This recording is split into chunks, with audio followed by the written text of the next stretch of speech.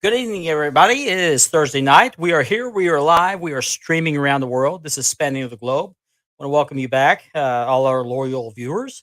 And just as always, I'm going to introduce our guest host. We have a guest tonight, which we'll get to shortly. Joining us tonight is Mr. Richard Ward, the warden. Hey, Welcome. everybody. Mr. Andy Bulger. Hey, everybody. Good to have you. Mr. James William Lawrence the third. What's up, everyone? What's up, guys? Let's get to the comments real quick, and then we'll show the belt of the week. Then we'll get to our guest. Joe Rotunda with his usual compliment. Oh, yeah. Facebook user. If you're watching us on Facebook, you might want to click on the StreamYard link so we can see your name, or you can flip over to YouTube. You don't have to click on anything that way. That's Mr. Noah? Calvin Turner, Facebook user. Should we do Okay. the cheer? We do the one, One, two. 2, 3. Lord! All right. Hey, Dorte. Richard. Hey, I like to interact with the chat. Yeah, I see that. Okay. I'll come back to some of these here in a minute. Let's get to the belt of the week because we have a guest I want to get to. This one I no longer have. I sold it. I showed you last week this belt. It was in the process of being laced. Well, I finished it, and a guy bought it off of me. So, without further ado, here's the belt of the week.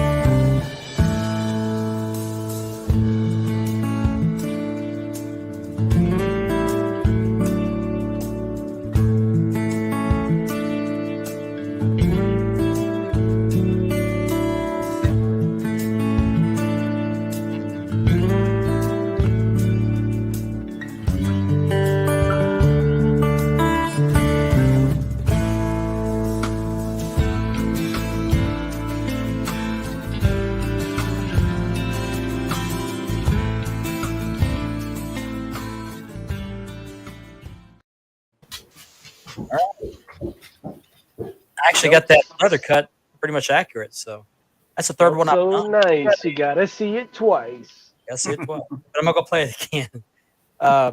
So we're gonna get to our guest tonight. I'd like to introduce Mr. Michael McCurdy. He has been a freelance writer and a wrestling historian since 1995, with a main focus on world class territory. He's a veteran podcast under the name of the Grizzle Vet. Currently co-hosts both a radio show called Wrestling Memories on Pioneer 90.1 FM KSRQ on Sundays, as well as Offshoots TV. He's live on Thursdays. He also dabbled in promoting professional wrestling and is currently working with Chaz Taylor, I don't know if you guys know who that guy is, and Stuart Kemp on their upcoming autobiographies. He spent some time in California, but currently calls Dallas-Fort Worth area his home. It's my pleasure to present tonight Mr. Michael McCurdy. Welcome to the show. Mark, I thank think you you're for having having me. mic issues. Yeah, you're breaking up a little bit. Huh? My Yeah. intro sounded great, what I could hear of it. Okay. Was I having Mac issues? Now Yeah, you're just better. a second ago. Yeah. Okay. I don't know what happened there. Crazy. Welcome to the show, Mike. How are you doing? Welcome, Mike. I'm doing good, man. Thank you for having me. I got an invite a few weeks Good to have back, or actually might have been a couple months back, but my show Offshoots TV runs directly after this, so I'm usually busy getting ready for that. So this week we're off, so I had a chance to come on here and talk with you gentlemen for the night. Awesome. Glad to have you on finally. We'll put the comments on while you're talking. So tell us a little bit about your podcast. Offshoots TV or Wrestling Memories or both? Let's start wrestling. Let's start with the wrestling memories. Wrestling Memories, that's the one. It's on Pioneer 90.1 FM KSRQ out of Thief River Falls, Minnesota. It's been on the air now for 9 years, I believe. I have been the co-host with Glenn Broggett since 2018. Before that, it was noted historian George Shire was the co-host. And I joined in and been doing that now, like I said, since February 2018. So we're going on 4 years now. It's a great show. Sundays at noon on Pioneer 90.1 FM if you're in the Thief River Falls, Minnesota area. You can also find it on TuneIn Radio. Just look for Pioneer 90.1, or you can live stream it from radionorthland.org, where you can also find 9 years of archives of all the interviews that Glenn and George did and that Glenn and I have done. Nice. What was the name you mentioned earlier on that podcast? George Shire. Shire. Yeah, that's right. Yeah, I've heard that name. He wrote the book. I don't have the title on right now, but he wrote a book about Minnesota wrestling. Came out early 2000s.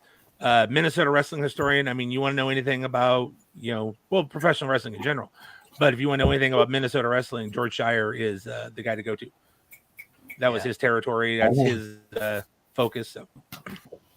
Okay. Do you feature guests on your podcast, or just talk history? Oh no, we've had plenty of guests. Usually our shows are interview based. I'm usually the guy asking the questions, not the one answering them. But yeah, no, we've had in the 4 years I've been doing it, we've had Dr. D, David Schultz, Tito Santana, PN News, Nikita Koloff, Barbara Goodish has been on the show. Wow. It's looking back, oh God, 4 years. But we also have like current independent wrestlers like around the US, also in the Texas area. Sam Stackhouse was our guest on our last episode. Any of you guys want to see an up and coming independent wrestler, you need to check out Sam Stackhouse on YouTube. He's one of probably the best big men on the independent scene right now. Nice. You were talking about Barbara Goodish. I bet you get some pretty good information off of her. There's a lot of history there. For those who don't know, widow of Bruiser Brody. Yes, it's Bruiser Brody's widow. I've known Barbara since 2014. She appeared in an ISWE show that I had before I moved out to Texas. I came out here for a couple shows to work, and she was on one of those. So I've known her since 2014. But on the interview, which you can find in our archives, we talked about the Cauliflower Alley Club. Obviously, we talked about Frank and his career, and it was kind of fun because we got to talk more of the side you didn't see. We talked about the man that that she was married to, the guy that the man that she fell in love with, not just Bruiser Brody. So it was kind of fun to hear get stories of the other side of him, because a lot of people didn't know much about him because, as she said, when he was out in front of the fans, he was Bruiser Brody. That's who he was. I remember from the Dark Side of the Ring series featuring him, she would drop him off at the airport, and as soon as he got out of the car, he turned on Bruiser Brody walking into the terminal. Yep. Yeah. He'd put his hair up and let his hair out of the ponytail and walk into the airport, and he was Bruiser Brody. And then when she'd pick him up from the airport when he came home, he'd have the hair back up in a ponytail, and he was Frank. Yeah. He just turned it on as soon as he got out there, because that was back in the days when you protected your image. Absolutely. You weren't going to see Bruiser walking through the airport high-fiving and slapping hands with people. Kayfabe days. Yeah. And a little known fact, he was a sports writer at one time before he became a professional wrestler. Yep. Yeah, you can find pictures on the internet, him sitting at a typewriter and all that, working on sports stories. Yeah. Short hair and lamb chop sideburns. Yep. Amazing. Without the beard. I think I see the picture of him without the beard and the mustache, yeah. Yeah, his boy looks just like him. Got the eyes, the chin. Like him. He was in the first main event I ever saw in person, him and Kamala. Oh wow. Yeah. That was amazing. That's a killer main event. That is. Oh, definitely. The thing about Bruiser, though, is you talk about his son obviously was so young when, Bruiser passed.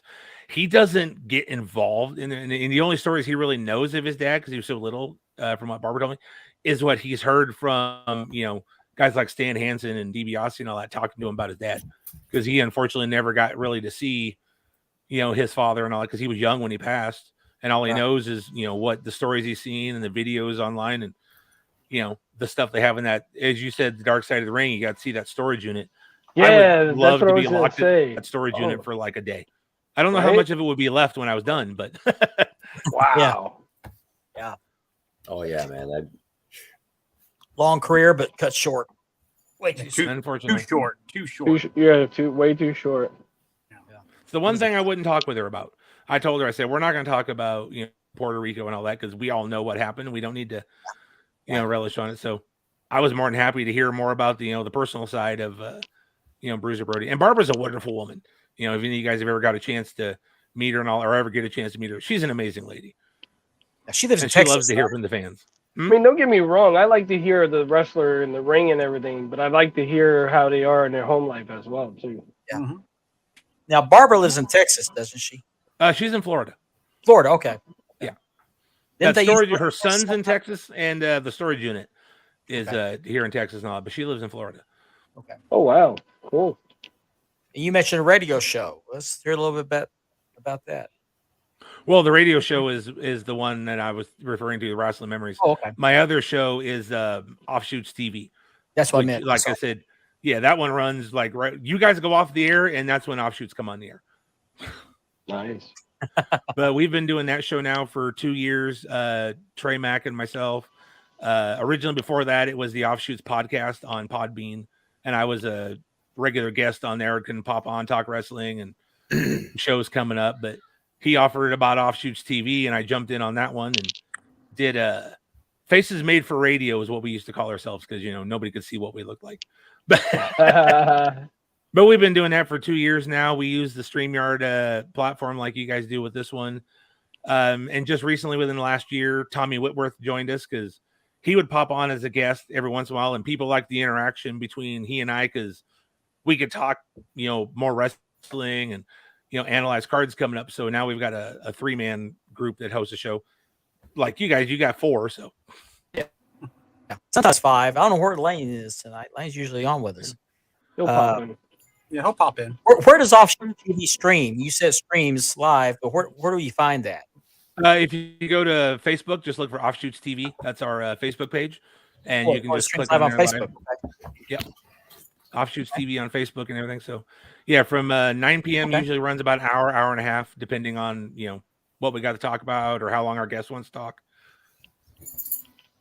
Now, is your content mainly like old school wrestling, or is it encompass the whole industry, new and old? Offshoots TV, we don't talk a lot of like old school because Tommy's more of a modern fan. Same with Trey. We do on occasion bring it in. I'll throw in like a little historical aspect to it, but a lot of it's current product. We'll talk about the headlines. We'll talk about AEW. Make fun of Tony Khan. What's going on with WWE. I got a big announcement this week. Huge announcement. Yeah. It's a game changer. It's a game changer. It's a game changer.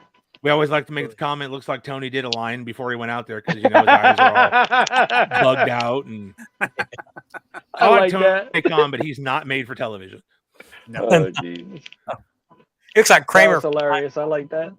Looks like Kramer from Doesn't Simon. he? When he comes out, he's like, Yeah, pretty much. Yeah, eyes are all Yep. hairs. But yeah, he's a. I love what he does. I like his product and all that, but he just does not have the TV presence. oh man, he got me laughing now. That was hilarious. Now all I'm going to see is Kramer coming running out in AEW. Hey, when I've you're been done with hogging this down one the time, thing, you should though. watch an episode of Offshoots. You'd never know what's gonna come out of our mouths on that show. Because honestly, we're live and we don't care. We just want to have fun. That's what it's all about. Wrestling I've memories, been I got to be a also- little more serious because that's radio. So Absolutely. And I've been hogging all the questions. Do you guys have any questions for him? I got more, but I want to share the wealth. I want to apologize for looking like I'm having like a conniption fit over here. My dog is like wanting to play so bad, and she's bumping the table, and He's like, Dad, come on. there we go. Perfectly all right. You might hear my children in the background. You might see one of my kids come walking through. I think I have a cat in here somewhere. My so, dog whines. what are you doing? Now The cat might show up, make an appearance in a minute or two. I don't know. I got a question. Okay, let's see. Very first podcast time you did the podcast. Very first podcast I did was IHWE Radio in February of 2014. I was working with David Fuller as a just kind of a consultant on it and doing the Cauliflower, representing Cauliflower Alley. But he wanted, funny story about that. He asked for a host. He put up a post on his Facebook page looking for someone to host a podcast, message me if interested. So I messaged him and I said, hey, I'll try it. I've never done a podcast. I've never done radio interviews, but all my stuff has always been, interview and print. So I, ask the questions and then write it out. And the next day he messages me back. He says, cool, we go live on Wednesday. And this was a Monday. So 2 days after I messaged him and said, hey, I'll try it, he put me on the air live. Wow. Yeah. It Yeah, was this is great. actually the second podcast I've done. I did a podcast back in the day with my brother and 2 other friends of mine. Wasn't wrestling related, but it was. I got the worst part of the show because I had to do the Urban Dictionary. Oh, wow. Yeah, no, before that I was freelance writing and photography and all that for, various websites, newsletters and things like that. I had never done like an audio show, but I thought, I'll try it. And now it's something I've been doing. A little bit of a break for a couple years from 2016, 2018, but now it's something I do on a regular basis, and it doesn't seem like something I'll ever quit doing now. Yeah, You I mentioned find it's more relaxing. You mentioned IHW radio earlier. Talk about IHWE. What is that? I know, but you mentioned David Foley. IHWE is Iconic Heroes of Wrestling Excellence. Previously in its original incarnation, it was IHW, which is Insane Hardcore Wrestling. And then later on, to make it more of a family product, they added the E to it, and it became, Insane Hardcore Wrestling Entertainment, which didn't really make sense. So that's why they rebranded it as Iconic Heroes of Wrestling Excellence. Right. I met David Fuller online 2013. I was working on a project about World Class Wrestling, and he messaged me asking me if I needed any help with anything, and we got talking, and I just kind of slowly went into that, did the podcast, came out to Texas, helped work a couple shows, represented him at CAC. But yeah, it's a local brand out here in the Dallas-Fort Worth area. Been around since 1999. It just relaunched over WrestleMania weekend. He relaunched IHW and IHWE with a doubleheader at Ridgely Theater on WrestleMania weekend, along with a Hall of Fame ceremony. So he decided he was going to come back with a bang on WrestleMania weekend this year. Nice. Now, the roots for IHW started in his backyard. He had a backyard wrestling. He had a ring and everything. Yes, I know so much about his story from listening to so many interviews he's done. It was a journalism project for high school, him and 2 of his friends. And they just put together got a ring, and they put it together, and they did some matches in the backyard for a high school project. And it just kind of hit, and people were coming in. And, this is where Necro Butcher came in. And before he was Necro Butcher, he debuted his Necro Butcher gimmick at an ISW show in the backyard. Rodney Mack and Jazz wrestled for him at that time. Wow. A few matches on, and this is out of a backyard. I mean, it's an interesting story. And honestly, David would be a great guest if you ever were. I've invited him, and when I talked to him about it, he was getting ready for the show around WrestleMania weekend. So I plan to have him on. I really do. Now, he'll be able to fill all the details. But it's an amazing story. David through the World Class fan groups. That's how we met. Yeah. I think I'm a member of they invite me to every World Class group on the planet. Yeah. And I'm still an honorary member of the VE Nation, even though sometimes I don't agree with their philosophies. Yeah. And then I met you in person at the Pro Wrestling Hall of Fame about 3 or 4 years ago, I believe it was. 2018, actually. Yeah. That was the first time I went to the Professional Wrestling Hall of Fame. Where I got the shirt. Yeah. Sadly, we all know the story of the Pro Wrestling Hall of Fame right now. So yeah, it's a mess right now. It's really sad. It's locked up. I've heard the items are being returned to their owners. There's someone who's going through stuff and getting stuff back to the right people, because from what I understand, it's still locked up on the 3rd floor of the building. Just been sitting there. Now I heard rumors that some of the items were on eBay.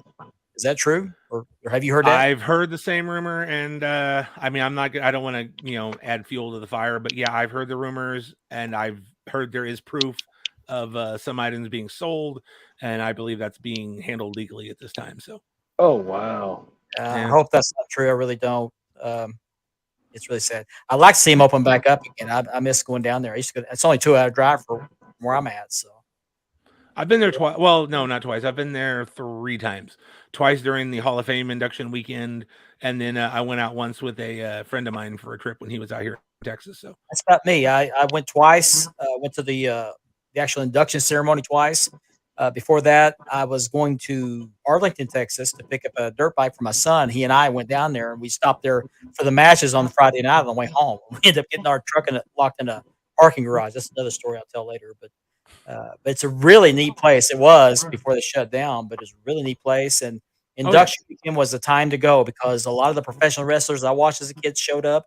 I talked to Ronnie Garvin in the men's room. It's really cool. So I hope I did a live episode of Wrestling Memories from Pro Wrestling Hall of Fame in 2019. Walked around with my phone, had Glenn Brackett on speaker, and we recorded a live episode. And I got to interview Ronnie Garvin. We talked about Miss Atlanta lively for a minute. Also got to talk with Paul Vachon. Talked with Roy Haynes. You ever know him? The cheapest man in America from Extreme Cheapskates. Got to talk with him. And basically, I just walked around Beverly Shade. Got to talk with her. I just walked around the room with my phone on speaker and said, we do it. And they sat down and we interviewed. So did that. Was show that for the about year an hour. that Abdullah Butcher was there? That was the year Abdullah was there, but Abdullah showed up after I was done doing interviews. I would have loved to have talked to Abdullah, but I've reached out to him a couple times, and he always tells us he wants like $200 to do an interview. Yeah. And He scammed me out of $10 for an autograph, which I'd already paid for. So yeah, Abdullah likes the money, and he does. Glenn and I, we don't really pay for guests because we're giving you an opportunity to come on and promote, whatever you're working on, or you got a book or something coming out, and we give them the link to share, and it gets posted ever, and it's basically available to a worldwide audience through the TuneIn app. You don't see the reason to pay for right, especially someone who's not doing anything anymore. No offense to Abby. Use silverware I can give him. Yeah. Well, they had that meet and greet there. You paid like $40-$50 for a ticket, which included an autograph and a picture with each of the wrestlers. And I walked up there and I got his autograph, and I said, "Can I get a picture with you?" He said, $10. Well, I had $10. I knew better, but I gave him the $10, got the picture. So sounds like Virgil. Yeah. Well, they caught on to what he's doing. His going rate is $20. Get it right. Yeah, $20. I've never met Virgil in person, but I never met him physically. I was at an event that he was at. I didn't go up and see him, and I got to watch him do the con job with this couple, and it was hilarious. It was like the most amazing thing I'd ever seen. Mm-hmm. They just came up and the guy was all talking to him because he recognized him. So they were talking for a minute, and Virgil's like, "Hey, let's get a picture. Let's get a picture." Guy and his girlfriend are like, "Yeah, sure." So they get in, they get a picture, and then Virgil holds his hand and goes, "Yeah, it'll be $20." Mm-hmm. They're like, well, we just thought you wanted to. He's like, "No, man, it's $20 for the picture." That's crazy. And they're like, "Oh," and he gave him the $20, and I'm like, "God damn." Mm-hmm. Sorry if I shouldn't say so. Virgil charges $60.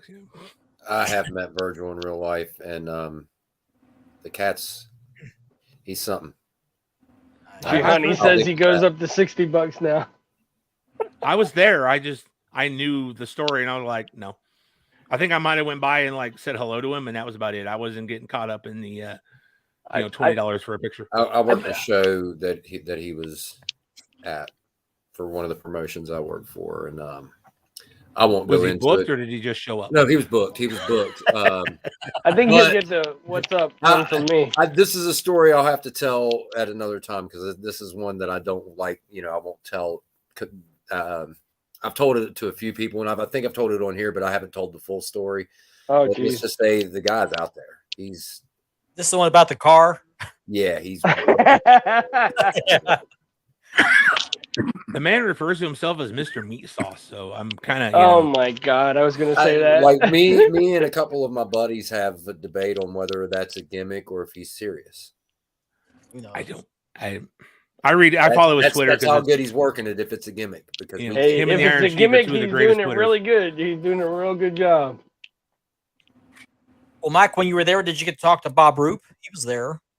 I've talked to Bob Roop on a few occasions. Actually, I interviewed him on ISW Radio. So that's a good interview. I've had a chance.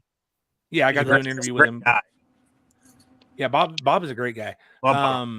But yeah, when I was there that weekend, I got to talk. I talked to Abby. I got my picture taken with him. He didn't charge me anything, which I think is funny because you said that meet and greet where you pay the money and you get to meet everybody. Yeah. I think I met everybody that was at meet and greet and got a picture with them. It just was an informal situation, so I never had to do the meet and greet. Okay. The Masked Saint was there too. They made a movie about him. He was there. Yes, I've got the movie and the book.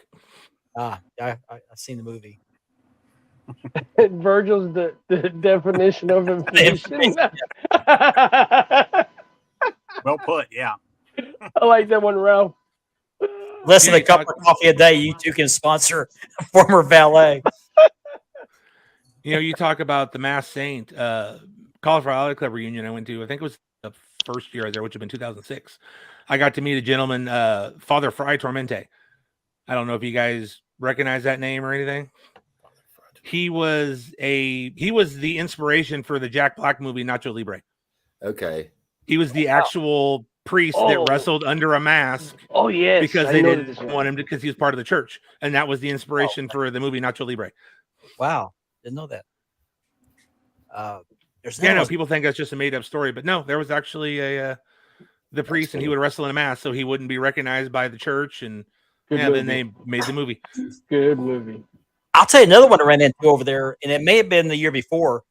I was helping set up the ring for the matches, and the guy that owned the ring gave me a T-shirt for an organization he used to run called Lucha Pride, and it had a couple of wrestlers on it, kind of like the World Class thing. It showed a couple of wrestlers on there, and I was sitting there after we got done up against the wall, the front of the building, and this guy walks up. He says, "Where'd you get that T-shirt?"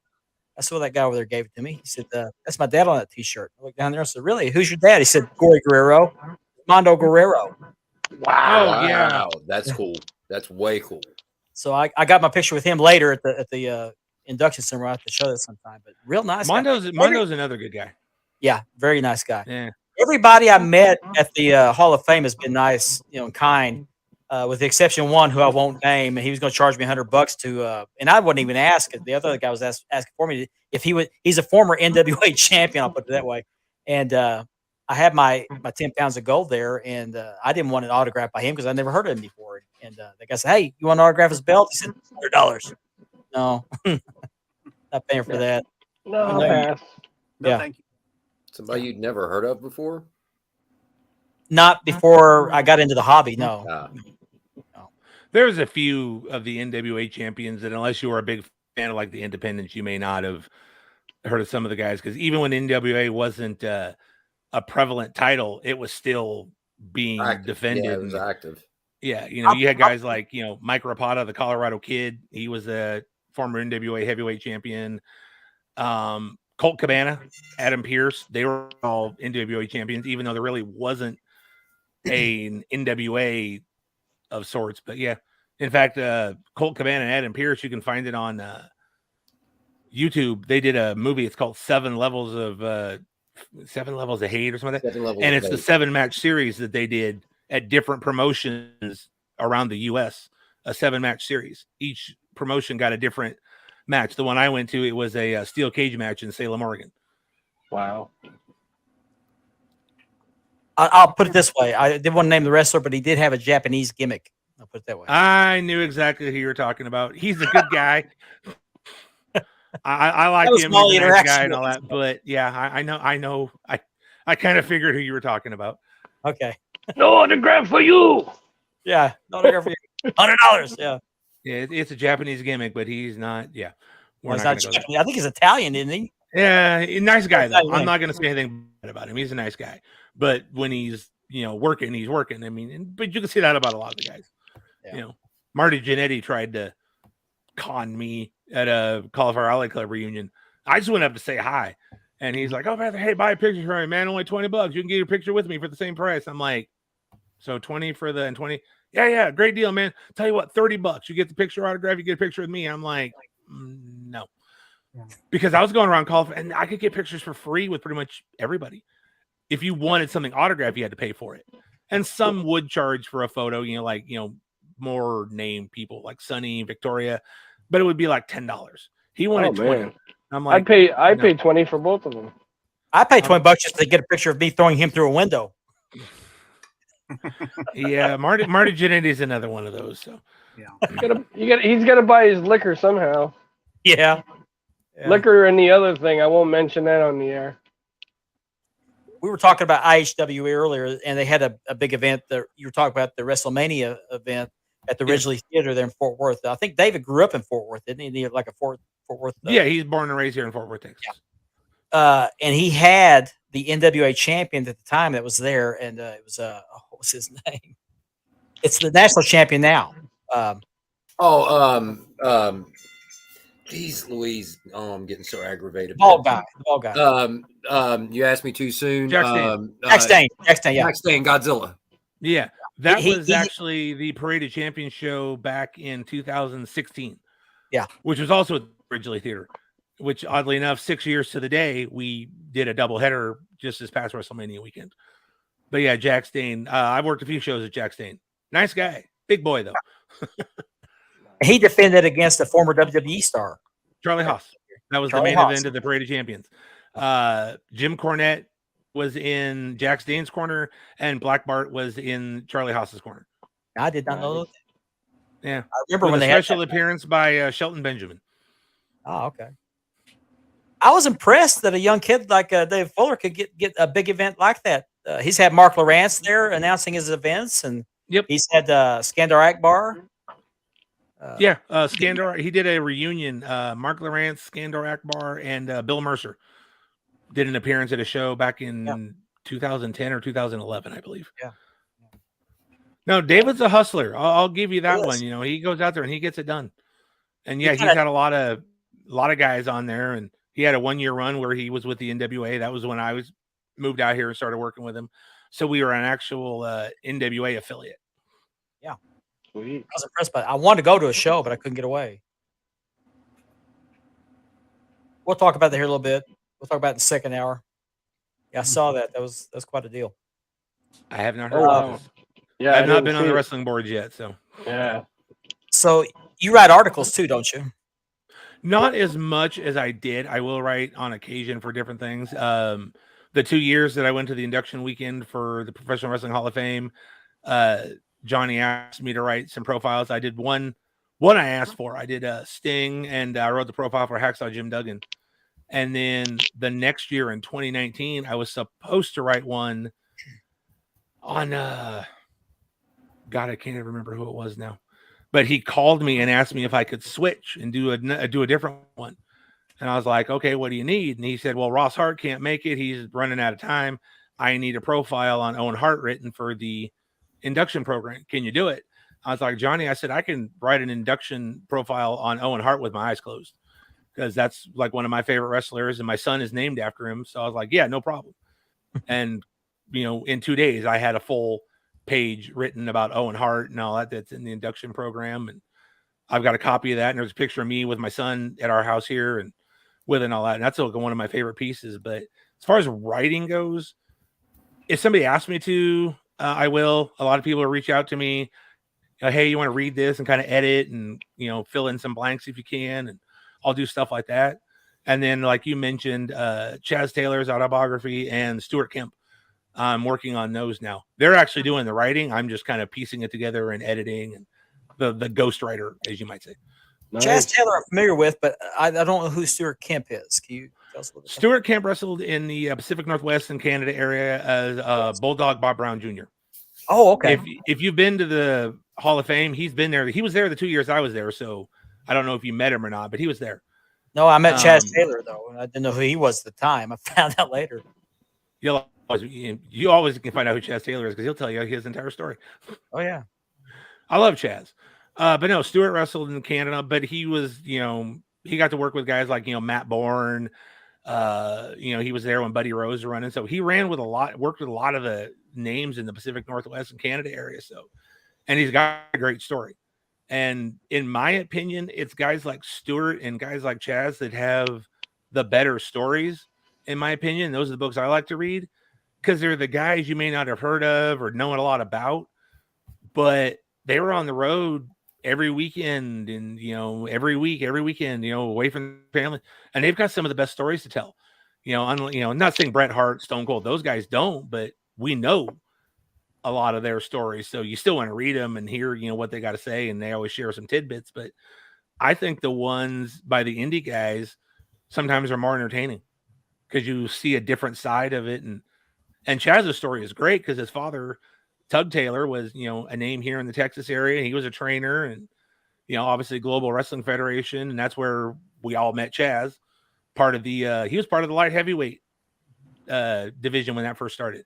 Everybody remembers Sean Waltman and and Jerry Lynn. But Chaz was in there too. Chaz was a light heavyweight champion. He was doing a lot of the light heavyweight stuff that at that time wasn't seen on TV. Nobody knew about it, but people don't remember Chaz. They always want to talk about Waltman and Jerry Lynn. So, and he's got a great story himself. Yeah, I like to hear the independent stories because it reminds me of a lot of stories I hear about the old school guys that used to travel by car. They stay in the flea bag hotels, things like that. That's when they're hungry, man, before the money. Yeah, exactly. Well, sadly, in the independent scene, unless you're like one of the top guys, there's still not a lot of money. You'll see guys that travel like 5 or 6 hours to make like $50. I got But they love what they're doing. Less than that. I know guys. Oh, we far less than that too. Yeah. But Yeah, I didn't want to less go too than low. that. I mean, I'm just saying, I'm in the business. I know for a fact that I've seen it happen. Guys will drive 3 hours and collect their $15, and I'm just like, and don't get me wrong, I've been fortunate to really not have to deal with that because I guess referees are in such high demand. Good referees are in such high demand right now that if you put on the striped shirt, man, people are just like, hey man, here's some money. Come, we need your help. Come ref for us now.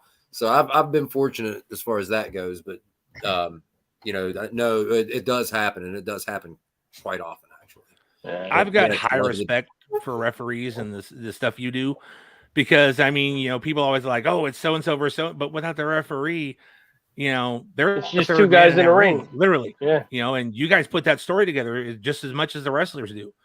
Well, see, I like to be the least seen person, and like there's 3 people in the ring. Well, if you couldn't tell that I was in the ring, then I did my job, unless there was a spot that called for it. Right. Right. I'm a firm believer that, as far as referees go, you're the guy that adds validity to all this. What I do is make it legit, because at the end of the day, without a referee, there's just 2 dudes throwing each other around. There's no winner. There's no loser. Right. And I'm the one thing that adds, and I don't want to say but I mean, we are the one thing that adds legitimacy to what it is. Because at the end of the day, without the referee to count the 3 count or to admonish the heel or to whatever, to help tell that story, they really don't know who to cheer for, who to go against because of the referee. You can stand there and yell at the crowd all you want, and I've seen crowds cheer for the heel. Meanwhile he's tearing the whole place down verbally, and they're just eating it up. The referee, is the one that I can actually get the crowd against him, especially if he's doing something heinous. And I can share a story about a referee story. It's kind of entertaining, and it just goes to show you never know what's going to happen in professional wrestling. I used to work backstage. I do stuff with Portland Wrestling, Frank Culbertson in Portland and all, back when I was living in California. But I was always a backstage guy. And I'd be in and out, go take this to the locker room, go get this guy. We need him to cut his promo. I'm like, okay, cool, no problem. And I would always volunteer to help at local shows back where I lived in California. And this one group came in, and it was a lucha group. And they would come into the Humboldt County Fair, which is where I grew up in Humboldt County, on their Hispanic Heritage Day. And they would put on a lucha show. And we'd been there with this guy, me and my friend Joe Souza had helped with this guy for a couple years. And I think it was the 3rd year he was there. And I said, hey, if you need any help with anything, just let me know. And he goes, do you know how to ref? I'm like, no, I've never refed before. I've never been in the ring before. I've stood by it. I've never been in it. And he goes, oh, we need a ref. Because his crew was coming up and there was a construction thing going on. So half his crew got detoured and they couldn't make the show. And that included his 2 referees. So I'm kind of walking around, talking to the guys, doing whatever I can do to help them. And the promoter comes up to me and he throws me a t-shirt. It was the t-shirt with their logo on it. And he says, here, you're going to ref.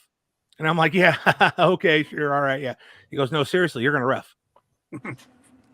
I'm wearing jeans, a t-shirt. I got sandals on. I'm like, okay. So I go in the ring and it was a 5-match card. I ref the whole card. No clue what I was doing. Never been in a ring before. The opening match was the promoter and one of his talent to do because he actually had to wrestle to fill one of the spots on the card. And during the match, they'd be like, 2 count. Oh, and I'd know to drop down and do just a 2 count because they didn't want me to count to 3 by mistake. So they were whispering to me what the count was going to be so I could drop down and do the count. And so I did that. And then there was a tag match where the guy was leading me around going, look at me, Yeah. and then screaming at me, ref, look, because the bad guys were, double teaming his partner, the heels. So, but he's telling me, look at me, and then telling me as referee, ref, look, but I can't look. They talked me through the entire card because I'd never done this before. I'd seen it on TV and knew the basics, but yeah, they talked me through every match on that card. And that's the one time I refereed, which is why I have so much respect for you guys, because I could never do that again. And since that was my first time working in the ring, the next day I went to work and I was walking. I'm like, God, my legs are sore. Like they felt like they were on fire from my hips all the way down to my toes. And I couldn't figure out why. And then I realized, oh, it was the bouncing in the ring and trying to walk around on that thing. I'd never done it before. And I was, I've been in the ring since then, but not as a referee. And I would never do it again. Your story is awesome because that's pretty much how I got into the business, except for wanting a show. Believe it or not, a friend of mine's son was training, and okay, to set this up, I trained under Shane Douglas at the house at Franchise Factory. Yeah, I've met Shane before. And I didn't know at this point in time that it was Shane's school or anything like this. I just ended up. I live in West Virginia, and he has a school down here, and I started going there because my friend's son was training. He had bought like for at least a month. Hey man, come watch my kid train. I know you love wrestling, and we both love wrestling. Let's go watch the kid train. I'm like, sure. Eventually, I blow him off, and I'm like, all right, let's go. So I go down there, and they're doing their training class and stuff, and they don't have anybody to referee their matches. And my buddy's like, hey man, won't you do it? Get up there, just go do it. And I'm like, no, come on, man, no. And one of the trainers was like, look, we need a ref, and you look like a referee, so here you go. Come on up here. And I started doing it, and they were like, have you ever thought about being a referee? And I said, no, not really. And they were like, because you're pretty good at it. And I was just like, okay. And started training there. And then I trained there for probably 2 or 3 weeks before I even realized that it was Shane Douglas's school, because Shane's not there all the time, right? He's still making bookings and all this. And a lot of times on the weekends, he's, out of town, making gigs. And here I am at the school, and I've been going there for about 3 weeks, and in walks Shane Douglas. And I'm just like, they're like, oh yeah, by the way, this is Shane's school. And I was just like, I had no clue. Now I got so far into it. Now I get to go out on the road with Shane at times, and I get to go do things. I've met ref. It's been cool. It's been really cool.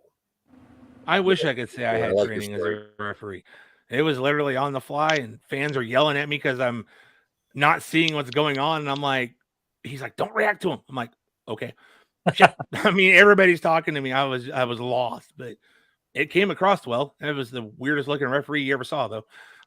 Hey, man, whatever, it worked. You got through it, and you pulled it off.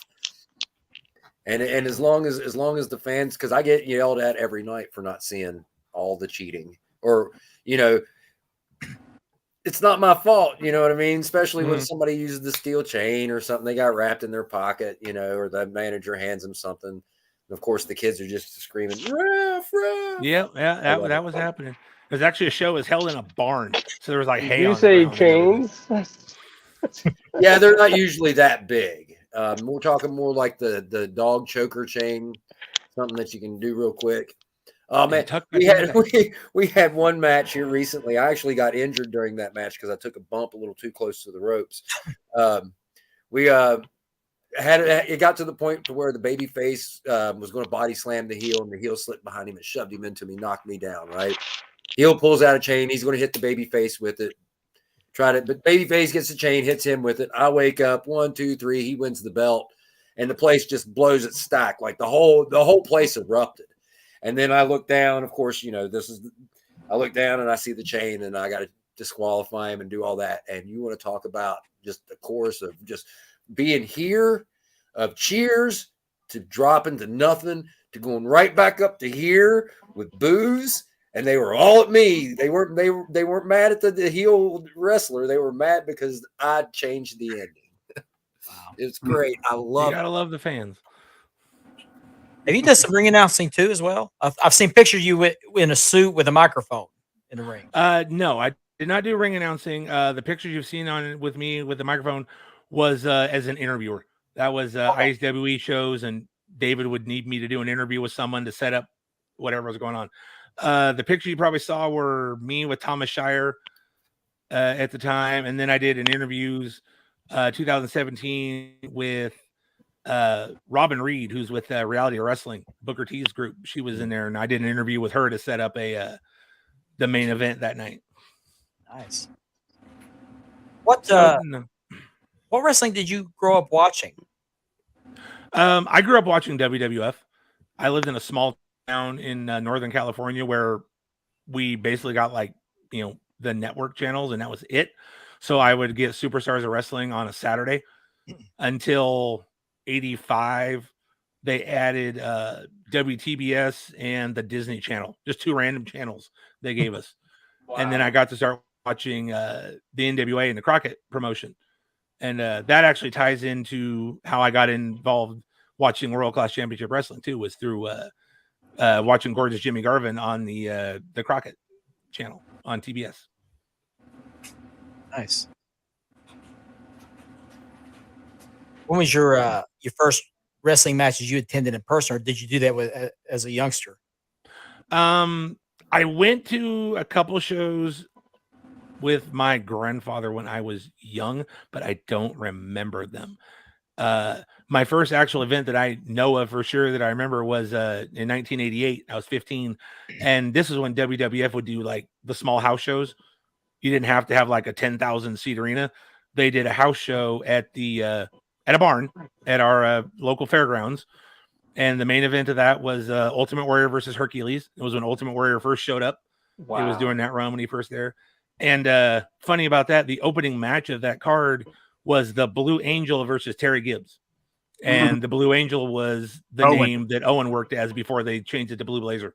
Wow. So I actually got to see Owen Hart in the ring before he became, before he became the Blue Blazer and before we found out, who the Blue Blazer was. So, but yeah, that was my first show, 1988. Wow. Almost got ran over by the one-man gang at that show, which is kind of a funny story.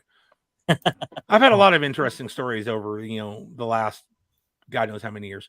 I've been doing this since 1995, so we're going 27 years that I've been involved as a historian and writer, podcast host, author, every other thing, promoter, every other thing under the sun now. Let me ask you a question. Who, in all of your interviews, was there anybody that just shocked you because you had, a belief that this guy must be this way? Not so much because of his character, but maybe stories you heard or whatever.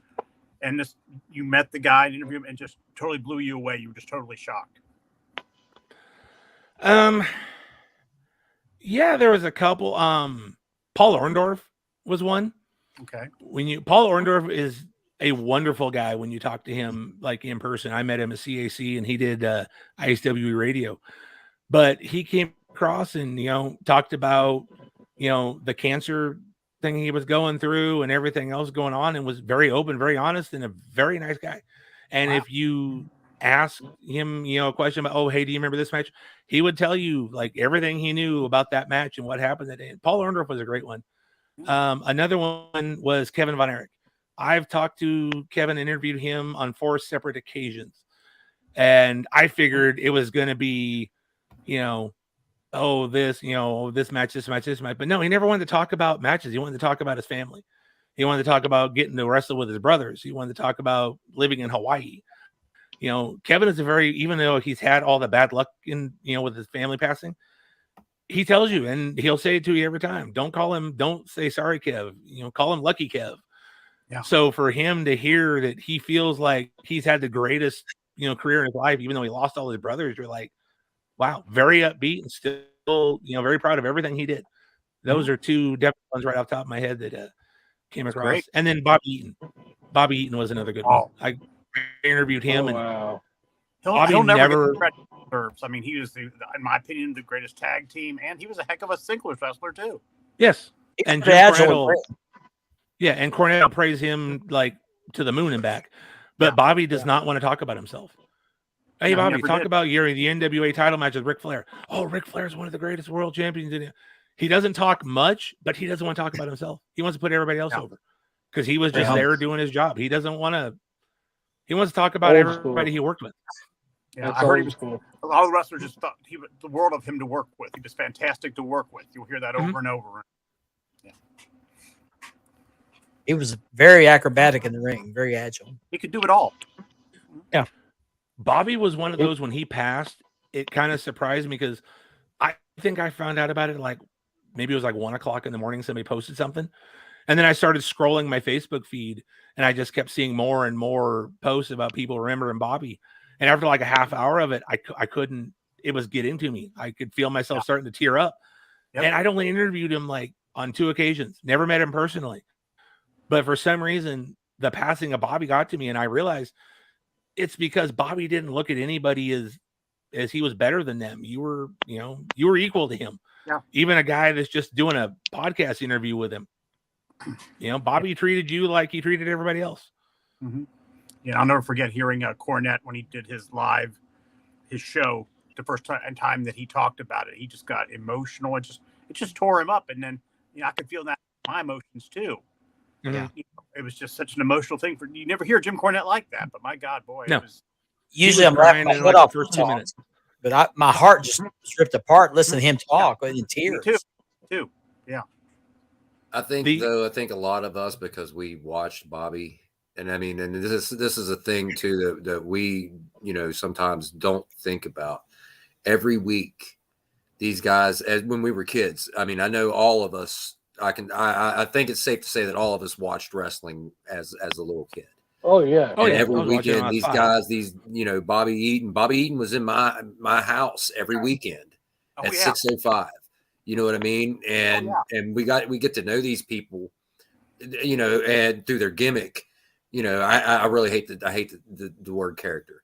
We get to these people, get to know these people through their gimmick, and even though we don't know them in real life, they were such a part of our lives that Yes. when they do pass, it does, it feels, and it's so weird because, you don't really think about it, but like, we're all sitting here talking about Bobby Eaton and how it, emotionally, and especially when you listen to Cornette talk about him and stuff. And you just, you identify with these people because they were a big portion of your life.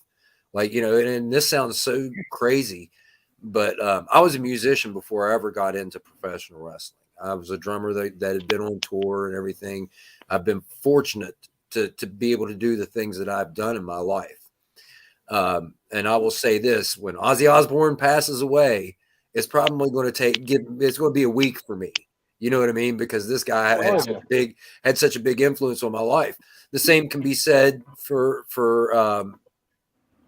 people like, once again, Bobby Eaton or Ric Flair, or just the fact, or just whoever you identified with as that young fan. Mm-hmm. You know what I mean? I mean, Ones that really hurt for me, particularly, and even when Road Warrior Hawk died, that was 20 years ago.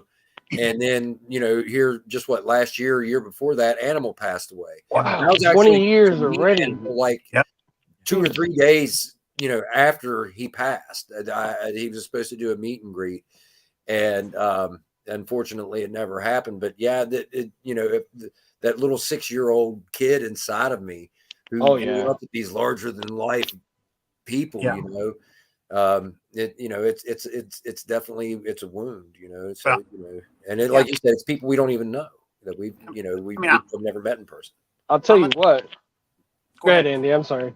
No, I was just gonna say for me, it's every time I'm hearing of a wrestler's death, it's like, oh my God, another one. A piece of your childhood goes away. Yeah, it breaks my heart.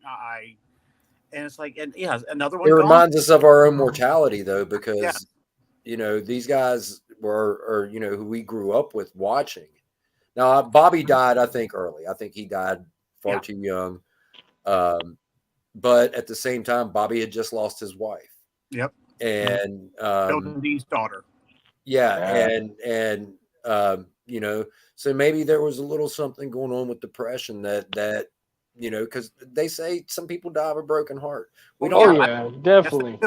Yes, they do. Their life You is know, gone. The other person's gone. I mean, equated Bobby's passing to Johnny Cash. You know, Donna died, and a few months later, Bobby passed Yeah. away.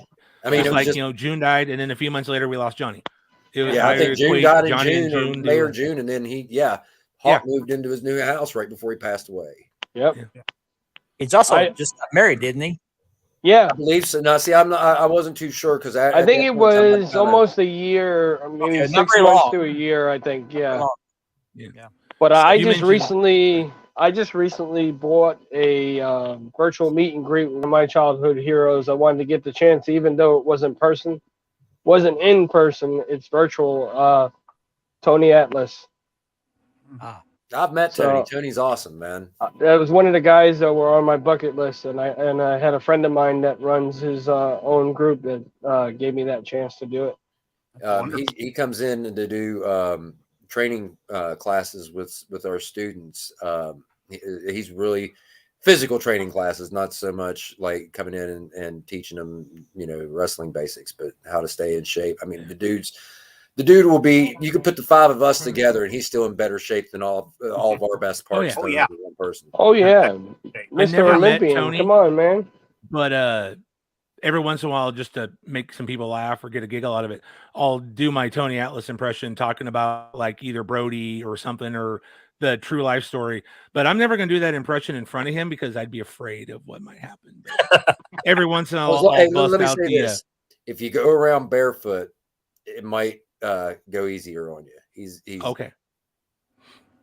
He wrestled for World Class at one time, and they came to our high school gym. Yeah. And they were raising money for equipment for our local fire department. My dad was a volunteer, so I got front row seats. And during that show, I got pictures of him watching. No, I got a picture of him in the ring. And my dad hit him up, said, "Hey, could I take a picture of you body slamming my son? Not actually throwing me down, but holding him up." He said, "I don't show up anywhere for less than $500." So, Ooh. Wow. Yeah. Oh boy. but I remember seeing a documentary a few years ago, Tony Atlas, and he was, I guess he had a wrestling organization, an independent, and he was searching the couch cushions trying to find the money to pay the rent for the building he'd rented. That was True Life. I'm a Pro Wrestler. That's the MTV special, and Yeah. you show him running, and he talks about how he was living under on a park bench when he met, I forget what her name is, but that's where I get my one line about, you know, oh, I go in the ring and I'll be training all the time, and these boys they eating bologna and farting. I just when he talks about how they're eating bologna and farting, Oh, that was it cracks me up. It sounds just like him. So yeah, that's where I bust out my bologna and farting line is from MTV. I'm a Pro Wrestler. I mean, believe it or not, that's one of my childhood heroes, man. Tony Atlas, yeah. I remember when him and Ric Flair got into it in Georgia. That was amazing. I love that. I just knew Tony Atlas was going to win the title. That's before I knew how it worked. But Yeah.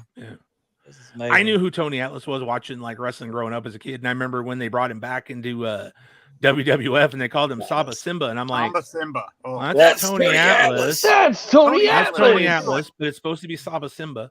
And I look back on it now, and we talk about this on Offshoots TV. We did a worst gimmicks tournament. And we came up with that Saba Simba was in our like top 5 of the tournament because of the fact that it's just such a racist gimmick to have him come out with the headgear and the spear and It's but at the just time that was like Saba Simba.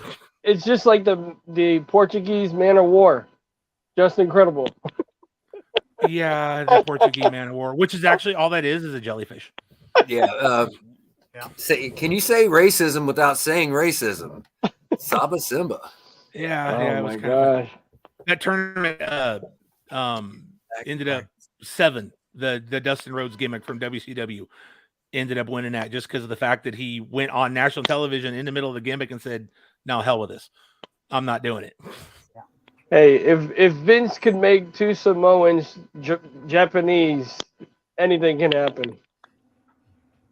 It's fun to look back Yeah. at the old stuff and go when you're watching as a kid and you look back at it now and you go, Wow. Okay. No, Wait, it's not. they That's not fooled good. us. They were Samoan the whole time. Hey, all I'm saying is you don't have to be Japanese to be a Yokozuna. What's up, Big Ben? This is Big true. Ben's in the Yokozuna house. is just a sumo grand champion. Yeah, Ralph says Mountain Man Rock. Man Mountain Rock, Max Payne. I got to interview him like a few years back. He's an interesting fellow. Ben, Oh, Ben. What did I just walk into? You never know when I'm on a show what you're gonna walk into. Ben. Yeah, some of the gimmicks Oh, that they've come out with over the years since we were kids, it's hilarious. And now that this whole dark side of the ring and everything just come to light, you're like your Well- dog when you say something or hears a weird noise. You're like, Just because Gianni said bonsai, I do not ever remember Yokozuna screaming bonsai. Only Mr. Fuji said that. yeah, only Mr. Fuji. I think. What did he No, do? Yokozuna said it like early in his career. I do remember a couple times where right before he'd do the drop, he would yell out, but he only did it like once or twice. No. It was in the very early stages of a while. Then after that, they just quit having him really talk, and I agree, Ben. Fuji and Cornette did it. I'll back, Okay, guys. somebody's got to reboot again. No problem. Come Yeah, I agree, Ben. back, guys. But that's what's fun about wrestling. Look back on it and go, "Wow, I that was watching yeah, some like, WCW, and some the of the Terrorists things, versus like, Ranger Ross. Figure that out." What about the remember the Haiti Kid back in the day? oh yeah, the Haiti Kid. Oh, yeah. That's Yoko's. That's his twin brother. I can't. I The can't Islanders. remember. It's one of them. There's so many. It's Yeah. it's either Fatu or Rikishi's twin brother. No, what was we're talking about the micro wrestlers from back in the day. Oh, the midget. Yeah, the Haiti Kid. You're thinking of the Tonga Kid. Oh, okay, I got Tonga it. Kid. Tonga Kid was yeah, I'm one talking of the about the Samoan Haiti family. Kid. Yeah, The and Haiti what Kid was, was a Drunk midget. Kid. what was Drunk the other Kid. guy, the Indian guy? I forgot his name too. Oh God. When he there hit was- Bam Bam Bigelow in the head with the wooden sandal. I know who you're talking about. I can't remember his name. You don't hear about them. No, not at all. See, I've tried to reach out to some of the ones that are still around and try to get them for interviews, but they sometimes just don't want to come on. And talk about it much, which is kind of sad because I think the midget wrestling of the time. It was a part of the time. It was an attraction. I've gotten to interview Short Sleeve Samson many times, and he'll talk the history of midget wrestling for days. Hey, It's got its believe it or place in not, history. Well, I think a lot of it too is like people think that when I say people, the IWC,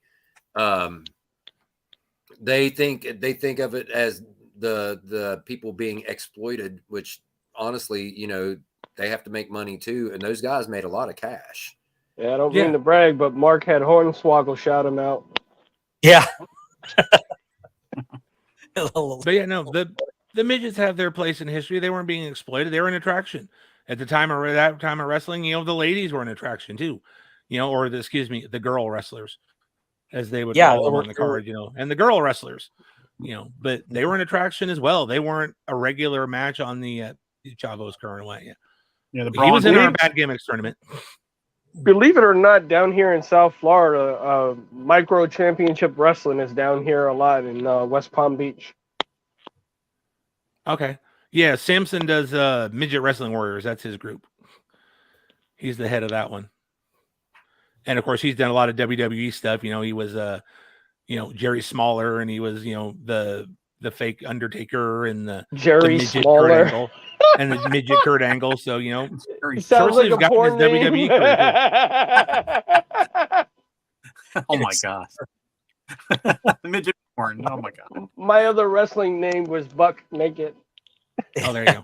Yeah, that was the when he did that though. That was when they did the tables match between Hornswoggle and Torito. It was the WLC match. Oh And my god. It was before one of the pay-per-views. It was a pre-show match, and they had the midget commentators. So that's where you had Jerry Smaller. It was short sleeve Samson dressed up as Jerry I Lawler. love that one. Oh Jesus, Jerry Smaller, Yeah, Jr. I forget who the other two were, but there was 3 commentators, and they were all like, the midget wrestlers playing the different, characters and all that with Hornswoggle and Chorito in a TLC match. Gianni. Johnny. WWW. Johnny Sorry, Johnson. WWE. There you go. WWE WWE. Yeah. body swam. Body swam. Yeah. Well, we're into hour number 2. Michael, it's been a pleasure having you. You're welcome to stay on as long as you want to. I might hang out for a little bit. I'm curious to hear about what happened with Bobby Lashley. I Yeah, I haven't didn't heard hear this about news yet. that. I didn't know It's been fun to be on here doing the interview, and love to come back again because We'd love to have I got you. a lot of stories Yeah. I could welcome still anytime. share. So That's Yeah, another good sure. thing to do, Mark. We can get one of the micro wrestlers on. If we can get a hold of one of them, that'd be cool to see what they do and what they go through. Yeah, maybe get a little short interview. Yeah, just can I have a little bit of your time? Yeah. I Spend could a point little you in the time right with them. direction Come and get short sleeve Samson on here sometime. What do you mean we? It'll be a short interview. Yeah, short interview. Yeah, yeah. It might be a tall order though. on. Oh, geez. Sorry, I got a million of them. Yeah, supposedly what happened to Bobby Lashley, I don't know where this was at. It was a house show. I just saw briefly what happened. I guess the top rope had broken, and I'm just surmising, filling the blanks here. It looks like Bobby Lashley was thrown against the ropes, and the top rope broke or was already gone, and he fell over, landed on his head on the floor, but he's supposedly no. okay. Was there a Jesus. video of Well, this? Geez. I don't know. I just saw some still shots. Well, I can tell you, Monday night I thought he really got hurt I on don't Wow. know. Raw. Yeah, because it looked like he landed on the back of his head Okay. when almost the wrestler hit him. Oh, okay.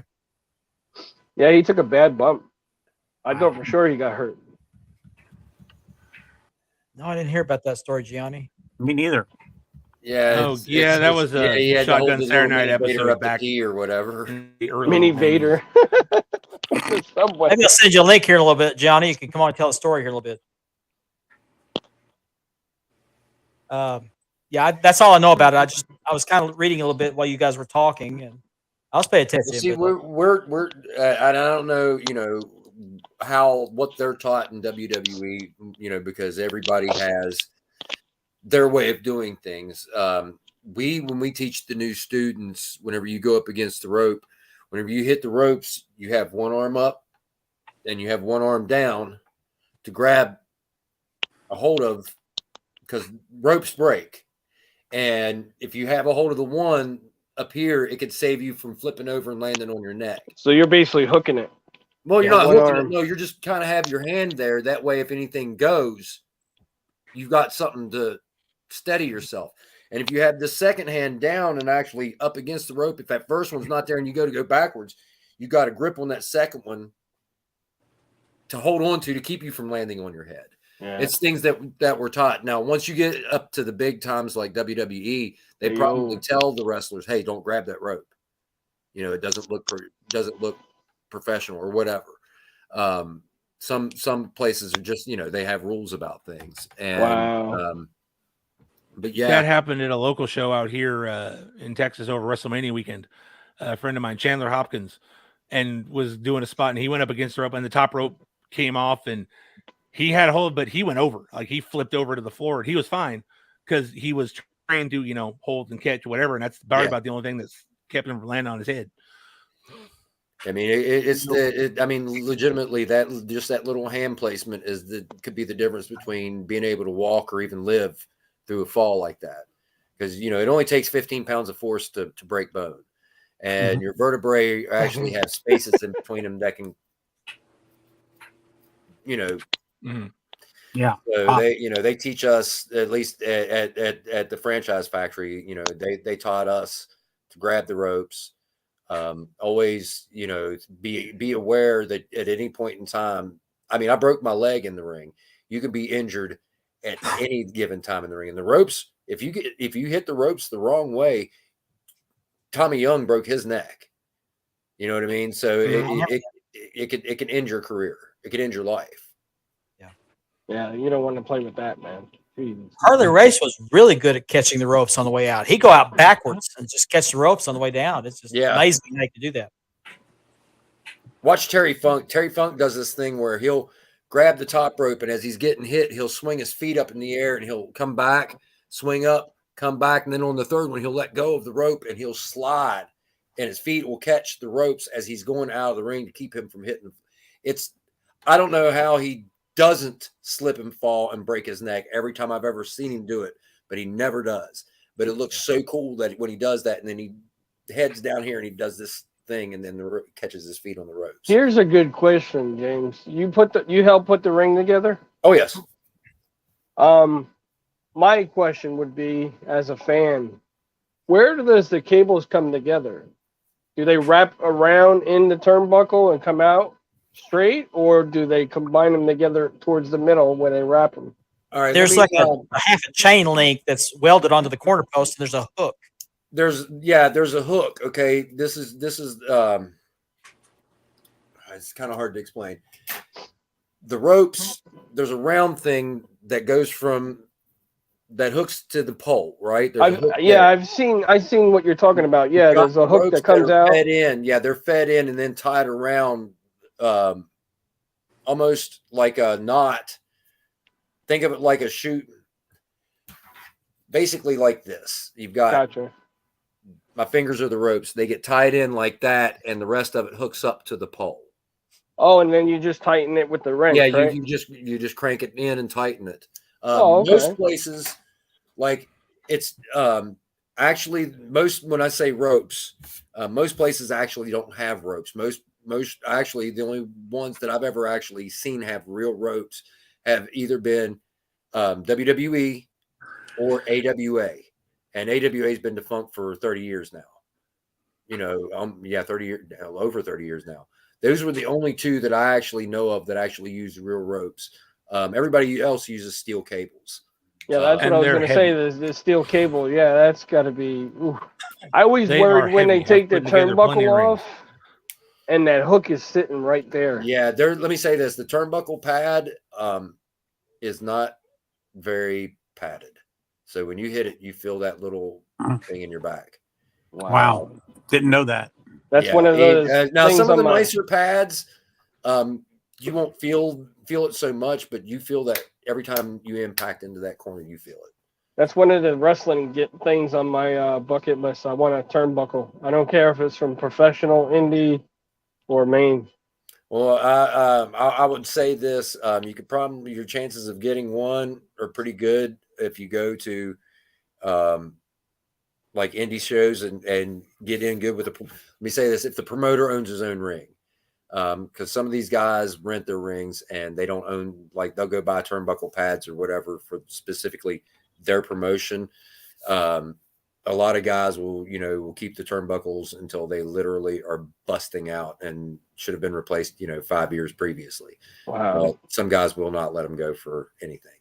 Wow. But you'll have better luck actually probably going to high spots and just ordering a set of turnbuckle pads. Yeah. No lie.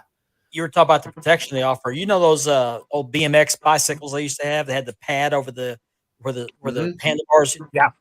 It was to protect your crotch from getting hurt, and it never did. No, it does. Yeah. It's about the same protection. I'm sure you don't want to hit like solid metal. Like I watch old hell no. Not Mid-South, but Tennessee Jarrett Wrestling, they have no turnbuckles. They just had tape in the corners. Oh yeah, I remember that. Man, every time I watch one of their shows, I think they had real ropes too. Every time I watch one of their shows and I see that somebody take a buckle, I'm just like, didn't they used to wrap the cables one time in like garden hose? Oh yeah, basically most promotions do. They'll split garden hose before, and they'll put it over the cable, and then they'll tape it. And that's that actually it protects the wrestlers, because those cables will start to fray, and you'll get one that decides it wants to poke through the. Was it you or somebody else that said they got poked in the fingers? Me. That's right. That's right. I do a thing. We're trained to what we call walk a horseshoe, right? You want to always keep your face to the camera, so you want to walk in a U on the other sides where the hard camera is not. And I have a habit of just kind of grazing my hand on the ropes, man. And I got stabbed a couple of times. And then in a couple of the matches, I went and warned the boys before the match even started. I was like, that part of the ropes, stay away from it. Because if you touch it with your skin, you're going to bleed no matter what, because it's already got me. And, but yeah, you'll have that. I mean, you know, it's wrestling. Wow. I'm trying to find a picture of the ring they used at the Pro Wrestling Hall of Fame. I've got one somewhere before they put the padding on. Now, which ring is this? Is this the one that actually looked decent, or was this the one where they had the show out on the street and that ring was like 10 feet freaking off That's the the ground? same ring. That's the same ring because he bought that from the WCW power plant. That's where he told me he got it. That ring in 2019 was amazing because I stood up next to it and the apron was like here on my chest. It was so high up. We They did that have battle royal and every guy Appalachian was grabbing the top rope Wrestling has a before because they WCW weren't ring. going to do the bump over the top rope to the ground because they didn't want to drop that far. Yeah, I can. Now we have 2 rings in ACW. Our training ring is a 16 by 16, which I love that ring. That is probably my favorite. Dude, ring. I'd put one in my backyard. It's if I like had a chance. it's like taking a bump on a pillow. It's so soft. I just love that. I say it's soft, but it's one of my favorite rings. Our When other you're ring used for to it, it's ACW soft. is a WCW ring, and I cannot box jump. Like, you want to talk about the height? It comes up way high. And when we do battle royals, none of the boys they're like, damn, man, that's I don't want to go over the top rope on that one and come off the other side because it's a drop, man. It's a big drop. Those WCW rings were made. They were made to be tall on the and made to look so the smaller guys look big. If you get what I'm saying, I got you. It's an At illusion. that Hall of Fame battle royal, everybody pretty much went over the top, bump onto the apron, and then roll off to the ground because they didn't want to. One guy did the rip over the top to the ground, and I think he kind of regretted it because he landed like a sack of potatoes on the street because it was an outdoor show. Ouch. No padding. Ooh. See, we don't have padding around our rings. If you take a bump off of it, you're hitting concrete. I would hate to be Hornswoggle. Hornswoggle could not have hidden underneath this ring because you could have just sat there and waved at him. Yeah, I think I could have crawled underneath there and been comfortable. That ring was tall. yeah. Our the ring that we got that's an old WCW ring. You could camp under it. I mean, have a nice little setup and cot and fireplace and everything else, and still have room, for guests to come over. It's so tall. Cool. You helped set up that ring, didn't you, Mark? Yeah. I don't have a picture of the ring that I was looking for. I've got somewhere. Some other time. But here's a picture of me after I helped set it up. This was a couple of years before. Was in the parking garage. That's it right there. Okay, yeah, I was there at that one. That was the parking garage. Yeah. And then the other one was they did it outdoors on the street. That was the one that you got slammed in, right, Mark? Yeah, you got slammed, didn't you? Yeah, this one right here. Yeah, Yeah, that's what I thought. It's during this show. It's the same ring, but this one was indoor. Well, it was in the parking garage, and yeah, this is where I got slammed. Was in this parking garage. So you got Look the at video. that sweat. Look at that sweat.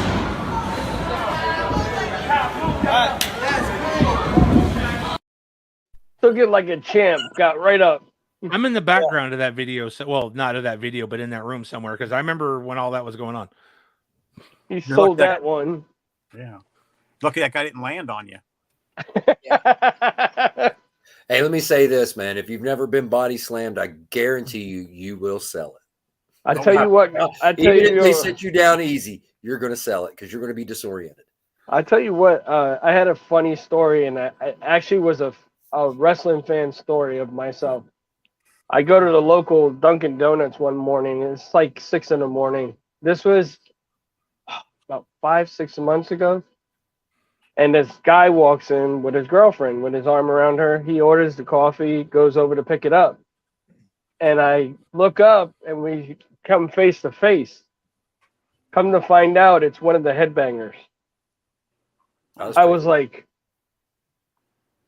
I kind of froze and wanted to say, hey, how's it going, man? Because I recognized who he was. It was actually the younger guy. I forgot his name. Not the dude with the mustache. Thrasher? Yeah. Was it Mosh and Thrash? Yeah. It was the younger cat, the one that didn't have the mustache. Okay. And I was like, he lives in the area. Because I see him. Is he the one who became Beaver Cleavage? Yes. Yes. Okay.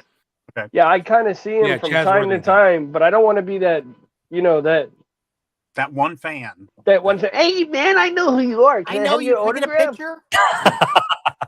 Dude's trying to pick up his latte. You know, I don't want to. Sounds like Jerry mess Lewis. around. See, that ties into when I mentioned the show I went to in '88, where I said I almost got ran over by the one man gang. Yeah. We were standing in line, me and my friend. My mother was there, took a bunch of us to the kids of the show. You know, we're like 14, 15 years old, and we're standing in line outside the cow. They called it the Cow Palace, but it was a barn. And we're standing in line. This car drives through because there were cars going to park up by the building, and I got kind of like bumped in the ribs by the rear view, by the driver's side mirror. I was like, oh shit, okay. Well, they go on and park, and a little bit later, I'm sitting there, I'm talking to my friend and all that, and she gets this look on her face like, what?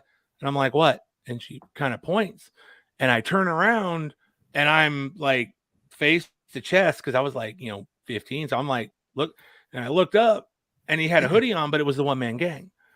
And I'm like, Oh wow. I mean, I'm a kid. I'm 15. To me, this is the one man gang. He's a wrestler. He could kill me.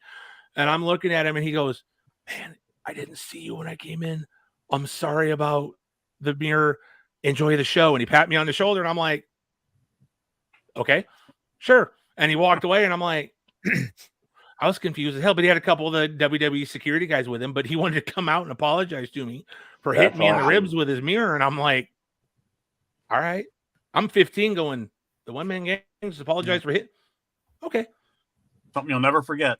One guy I never met and I always wanted to meet when I was a kid was Bam Bam Bigelow. I never got to meet Bigelow. No. I'll tell you what, though, on the Young Rock show, the guy who plays him is actually pretty good. He looks like him. Yeah. That is the most historically inaccurate show on the planet, though. I watch it just for pure entertainment value and try not to go, yeah, no, that wasn't. No, Yeah. I didn't. No. It's pure entertainment. Oh, yeah. I enjoy it. It kills 30 minutes.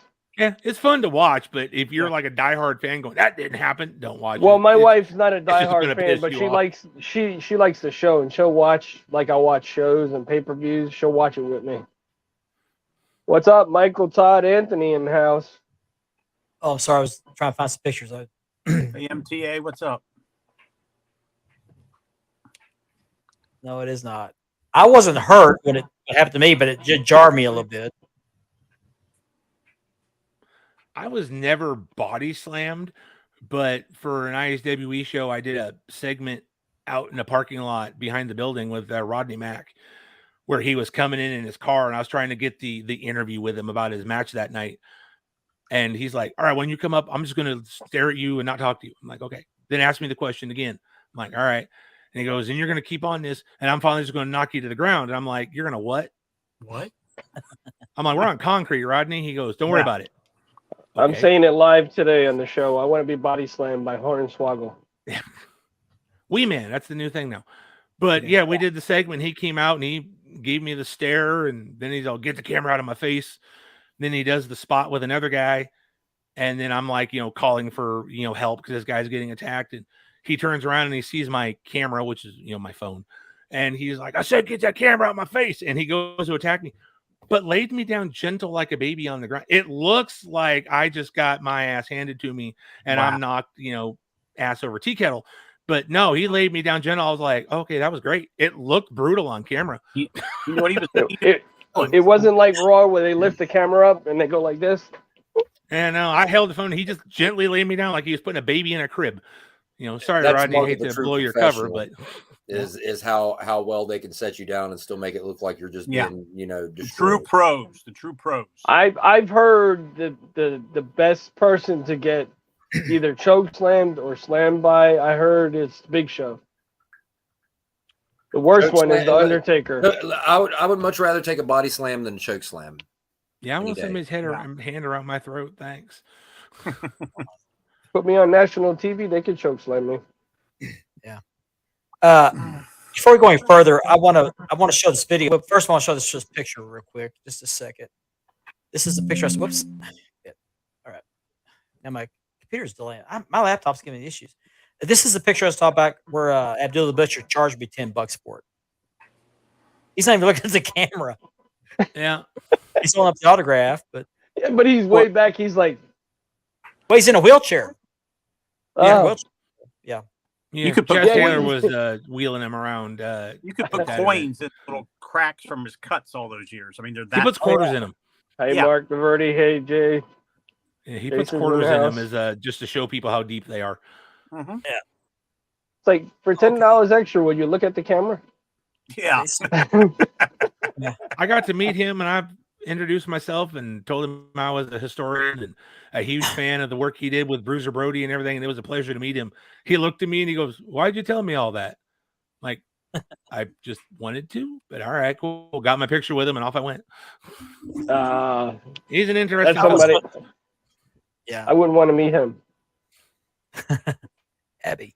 I want to show this video. This is totally off topic, but I'd promised a few people I was going to show this tonight. A while back, we were talking about this. I don't know how I got brought up, but it was brought up about me singing. I tried to show a video from YouTube, but the audio didn't show up. So I've got 50 seconds of this. Get out your VCRs. It's not me dancing with a wing dingle around my waist. No, this is much better. But Much, there's a guy in much the background getting food ready. Yes. Now, if any of you know about the Big Texan restaurant in Amarillo, Texas, this is where they serve the 72-ounce steak. If you eat it with all the trimmings within an hour, you get it for free. I think it's like $1 an ounce, so $72 if you don't do it. But this was an Opry show they used to have. This was back in 1995 to give you kind of some context. And I was performing at our county fair, and the talent scout for that Opry happened to be here, and she wanted us to show up down there, so they did. So here's 50 seconds is all you're going to get. So Mark's going to be TikTok famous after this. yeah, this is the only time I ever sang on stage where people were dancing. I thought it was awful cool, but I think it's a great night to be on the show. Hey, I gotta say, I'm impressed by it, Mark. Come on. I In appreciate all reality, this is a Tracy Bird song, by the way. It's takes a lot ballad, to do that. Takes It's a a lot to ballad. do that. but I kept feeling heat on my back, and the reason why is because they were cooking the steaks behind me. They kept flaming up. So we'll show you this, and we'll get back to the regular programming.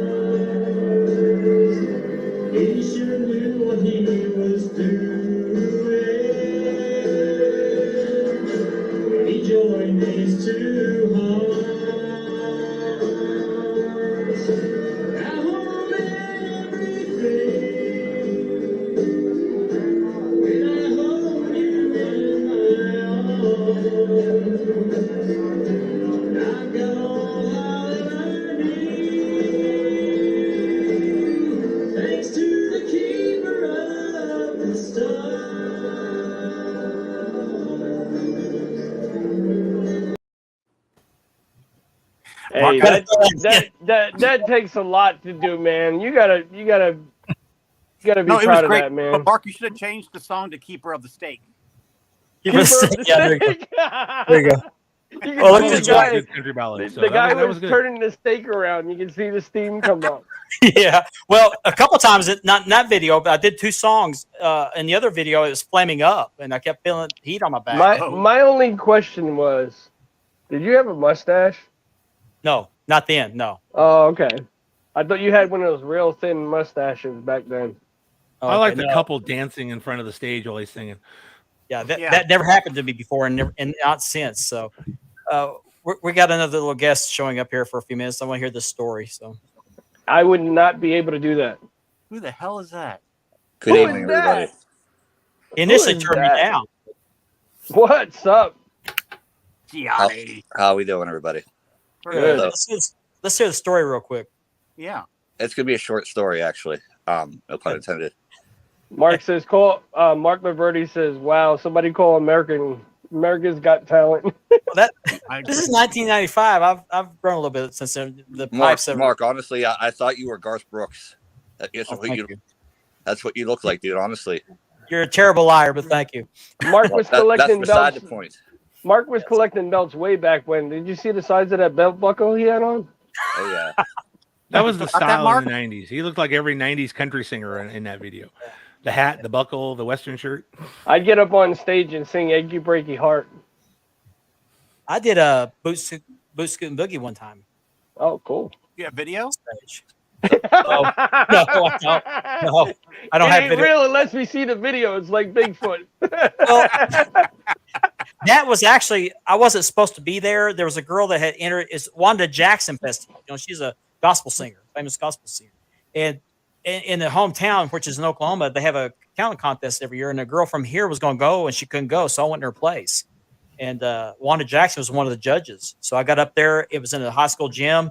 When I hopped up on stage, I couldn't see anything. It was dark in there, and they had a spotlight in my face, so I couldn't see a thing. So I got up there. I was out of town. I thought I'll just lay it all on the line. I did a little soft shoe dance in their musical interlude. When I got done with the song, the place just exploded in applause. Scared the crap out of me. Hey, you did good, man. It takes a lot to do good. that, man. And I had a little kid come ask me for my autograph. It was really Oh, cool. that's awesome. Oh, that's great. Did you charge him $100? No, he told me, kid, get away. I charged $20. Double $10 for check. the autograph and $10 for the picture.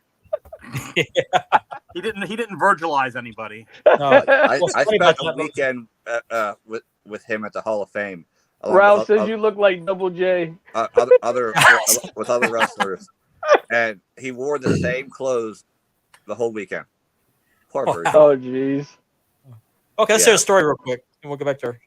Yeah. So, Cornette picks Mini Vader up at the train station or airport, one of the two, and he has to go to the bathroom, and he can't reach the urinal. So Cornette literally has to grab him under his arms, hoist him up, and so he can go to the bathroom.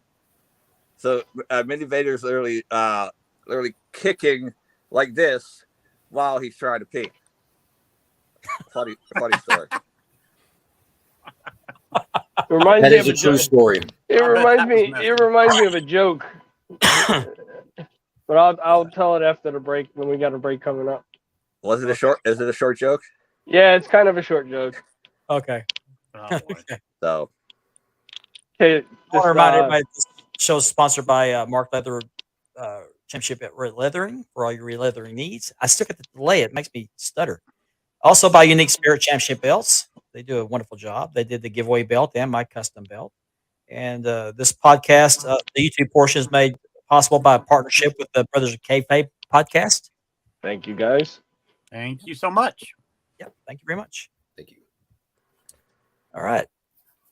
Well, Johnny, thank you for coming on the show. thank you for having me. On story. Take care. You have a good night. Off he goes. Okay. Talking about short jokes. Yeah. This trucker walks into a restroom. He's about maybe 7'4", walks over to the urinal, and he hears this noise coming out from outside the restroom door. So here comes this little person dragging his stool. He puts it up against the urinal. He looks up at the trucker and he goes, "Hey man, you mind lifting me up on this thing?" And the guy's like, "Sure, why not?" So he's sitting there and they're doing their business, and the little guy's looking over at the big guy and he's like, "Wow." So the trucker didn't think nothing. He just keeps on going. The little guy goes, "Wow." He goes, "Can I ask you a question?" He goes, "Sure." He goes, "Can I touch it?" And the trucker's like, "Say what?" He's like, "Can I touch it? You know, little people like me, we don't have big things like that." He's like, "I don't know. That's kind of funny." He's like, "Oh, come on, man. I'll never feel one of those." So he waits till everybody walks out of the restroom. He goes, "Why not?" So the little guy grabs a hold of it and he goes, "All right, give me a wallet or I'll jump."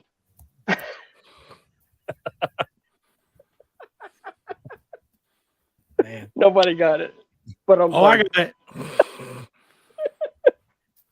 "Give me I'm trying a to- wallet or I'll jump." Yeah. Did John tell you that one earlier? Or? That was one I knew when I was a little kid. Come on now. Oh, Give me. okay. I was a little kid. Okay. Okay. Someone just walked in. Our viewers just went. Okay. I got another couple pictures here I want to show off. Just a second. I mentioned the Hall of Fame. And right above me. Sorry about that, guys. Hold on a second. Crickets, yes, Ralph. I'll may never have tell showed another you this joke on air. I may have showed you this before, but I got Ronnie Garvin to sign my a Dome Globe strap, and then I re-leathered it Nice. because I messed up on the initial re-leather. So I got a picture of him signing the belt. It's him signing it. You buy that for half the price? Cost me $40. Wow. That was for the meet and greet. And then this was before the meet and greet when I got my picture with him for free. I just Oh, got wow. just finished helping set up the ring, so that's why I'm sweaty. That's And awesome. that's the T-shirt I was saying about where Mondo Guerrero said that was his dad on it, Gotcha. and there's Mondo Guerrero. Good old Mondo, man. Wow. I Love could not Mondo. He's a find the good dude. picture of me with him in our suits. We were wearing suits at the induction. Yes. Banquets. Looks like you got some good autographs, Mark. Mondo. No encores. No encores. Yeah, crickets, Ralph, yeah. I know some other good jokes, but I can't say that on the show. All right, somebody put the crickets in the background. That's me. That was me. If we're showing off musical performances, I'll go find one of mine and get a clip somehow, some way, figure it out. Let you guys see. I'm sure there's a karaoke video of swimming around out there on the internet of me when I used to be back in my drinking days. Yeah, I did the drumming thing for about 30 some odd years, and it was quite fun. I just can't do it anymore because arthritis has ruined my hands. So, Oh, wow. professional wrestling, hey, Yeah. I have no karaoke video. There Well, is we a got- video of my reffing debut, the first match. There is a video of that out there. that's cool. At least you have Yeah, not really. something to remember about. I mean, seriously though. I mean, how many times have you been a part of something for the first time ever and not had an actual visual or doing something that you'll probably never do again and not have a visual memory of it. So at least you have that. I always try to look at the positive of things. Like when my parents found out that I was getting into professional wrestling, they were like, well, it's about time. You've been watching it your whole stinking life. Like, Right. okay, they were like, you should be good at it as much as you know about this stuff. My wife keeps telling me you should write. You should be a writer for wrestling because you can predict everything. I don't even go into dirt Right. sheets, and I can tell you what's going to happen, when it's going to happen. Like, let me say this about writers.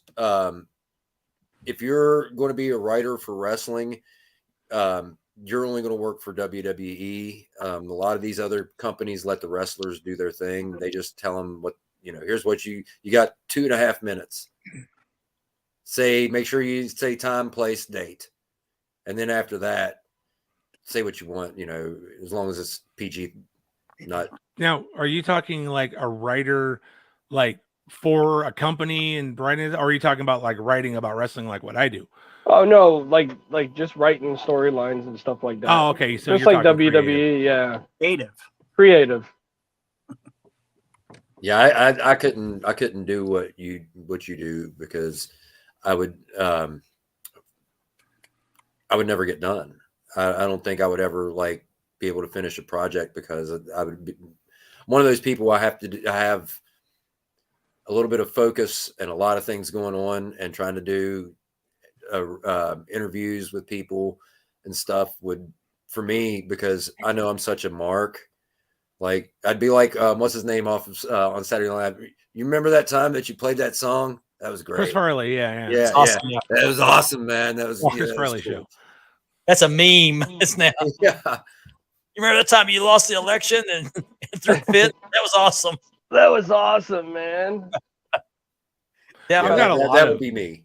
I've got a lot of like projects that I still tinker on here and there that haven't been finished, but the majority of my stuff has always been like Q&A interviews. So those are always been the best, and I can look back at those because I have files of everything I've done. So I've enjoyed what I've been doing now for the last 27 years because I've got to talk to interesting people, and I've got a chance to talk with people that as a kid I never would have dreamed that.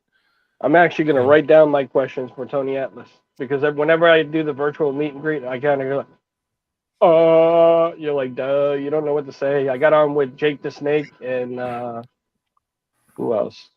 Rakishi and oh my god, my brain is like dead. One of the rockers. Who's the other dude with he had the blonde hair? Genetic. Shawn Michaels? Shawn Michaels. Michaels. No, not the rockers. Oh my god, that's how time my Ricky brain. Rock and Martin. Roll Ricky Martin. Express. Rock and Roll Express. Ricky That's Martin. Robert Gibson. Ricky Yeah, Martin. Ricky Martin. Ricky Blonde Martin was hair. blonde and Robert Gibson, yeah. Yeah, he was like, just take your time, man. He's like, just ask me something from your childhood, and I asked him, and then I was telling him, little backstory with me and Mark. We know each other from the promo wrestling world. Been friends for years now, and I told Ricky, I said, hey, I do promos. You know, we do it for fun, and we win belts and stuff, and we send them around to the winner. And he's like, oh, man, cool. He goes, you should come to my wrestling school and do a promo. I was like, what? Like, yeah, do it for fun. He's like, believe it or not, you're good at promos. You got to learn wrestling also. The one time I've actually, well, there's been a few times, but the one time I can clearly tell about when I kind of marked out a little bit during an interview was on Wrestling Memories. We had Nikita Koloff on, and we talked about his career in ring. And at the end of the show, I told him, I said, I apologize. I'm going to mark a little bit on this one, but can you talk to me as Nikita? And he immediately went into what do you want me to say? And did the Russian with the voice. And I was like, I'm on the phone, so he can't see me, but I'm just like, yes. Michael, did he ever say what Jatoata means? No, we did not get into that. Oh, I should have asked that. What does that mean? It's I the only don't word know. you I ever didn't said get in into Russian. that one, but it was fun to watch him just switch it on and go from being, Scott Simpson to, Nikita Koloff. Just It was better than saying vodka. Yeah. So he made up a word. Love Nikita. Always have. Oh, one of my favorites. It made me wig out when I found out he was from Georgia. I was like, what? When he turned face and joined Dusty, that was such a magic moment. It's like he goes in the whole ring, and you think he might attack Dusty. No, he starts helping Dusty against the Horsemen. It's like, that was the first major heel to babyface turn that I think I can remember being like so massive to me as a kid. Now, and you got to think too, because nowadays guys change that gimmick every 6 months. Oh yeah. Or if you're watching AEW, it's every other show. It's depending which way the wind is blowing. Well, I mean, let's be honest. The booking over there is just horrendous, or how many lines Tony's sniffing. That's only when he comes out to make big announcements. Yeah. But when he came out with Dusty, and I remember watching it, and he just kind of stood there, and then when Dusty started fighting for the few seconds, Tully, like, what's he going to do here? What's he going to do? Yeah. Or no, it was Ole and JJ, and they throw Ole out of the ring, and JJ's the one left in there, and the crowd just popped.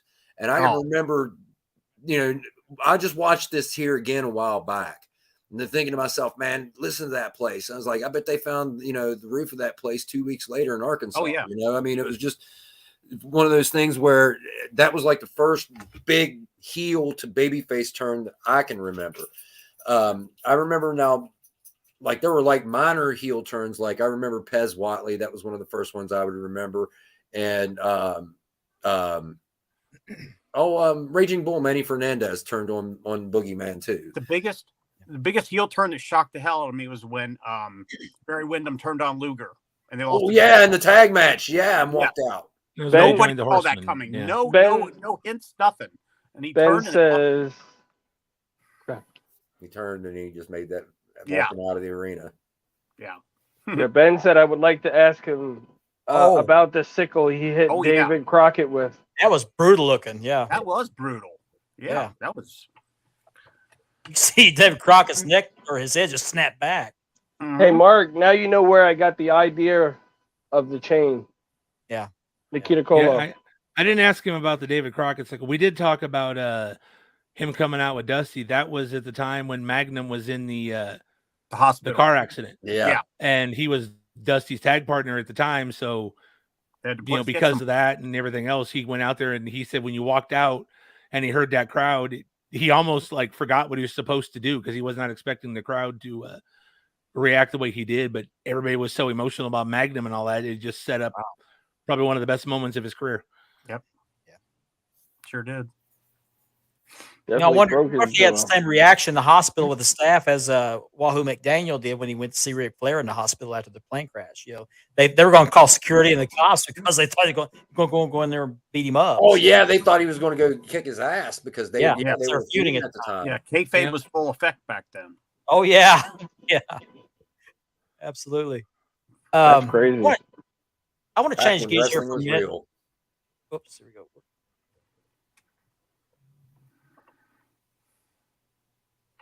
Yep. I want to change gears here for a minute because I had something come up today. I had somebody message me about cleaning belts, and I wish Kevin Davenport could come on and talk about this because this is his He's a pro. specialty. Kevin's a pro. Excuse me, gentlemen. I'm going to have to step out for the remainder of the show here. I've got something going on outside there. I need to go. You know, Okay, kids. no problem. No Thank worries. You for joining us. Hey man, Thanks it was for nice coming meeting on, you. man. Take it easy, brother. Good meeting you. Thank you for having me on, and Hey, I Freddie, look forward thank to you for being able joining to come back on again sometime. No Sounds problem. great. All right, Thank you very brother. Take much. it easy. Have a good night. Be well. Okay, it's a good interview. Good guy. Yeah, great interview. No, I had somebody message me today, said that they found a new product that they clean belts with, said it does a wonderful job. And I saw this coming. I'm afraid to ask. Oh I said, no. what new product is this? So he told me it was that new finish car polish. And Oh. so he told me I could use the pictures. I won't use his name. I'll keep him out of it. But he showed me this. He said, look at how dirty my belt was. Now, Oh no. No, he- Oh, he just stripped the protective coat. I bet you. yeah. wow. So people, I sent him this. Here's what happened, because there's a big debate whether you use car polish or any chemicals on your belt. Some people say use just Water. dishwashing liquid or just place soap and water or whatever, or just water and a microfiber. and a microfiber towel. Exactly. But here's what happened. You have to understand how car polish works. It's Yeah. not a polish. It is, but it doesn't just put a glossy shine on it. It actually, okay, I Googled it. Polish should be used before wax as it helps to restore auto paint that has lost its shine due to oxidation.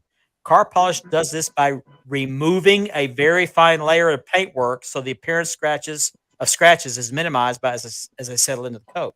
Now, let me underline this. It removes a very fine layer of the paintwork. Yeah. Now, this gentleman told me that makers should be putting a nice clear coat over the plates. Well, yeah, but if this does this to paint, can you imagine what it does to clear coat? Because it's a very thin layer of clear coat. Clear coat's gone. It's gonna look like it did before they did the plating. Yeah, Well, I car mean, polish even then, now you're opening up, plating issues to start on your belt, corrosion, and among other things. yeah, Mark, we really need to have Kevin on because Kevin is the best of explaining why not to do this. I mean, he's talked to people with Reggie, and he knows exactly. Do not do that. Car The polish best- by nature is an abrasive. Yeah. It is an abrasive. It's like sandpaper. The other just- thing to use is the eyeglass cleaner, not the regular yeah. cloth one that you get. You use Yeah. that. Or saline solution. I Well, no, not saline because there's a salt in it. Yeah. Salt. It's corrosive. So. not this one specifically. Yep, This that's is it, the only Andy. thing that I use on my belts is a feather Mhm. duster. Yeah, those are great. Yeah. I don't. Oh my God, Mark! Now that picture's- my belts don't get dirty Bothers to me. the point to where I need to take a wet towel to them.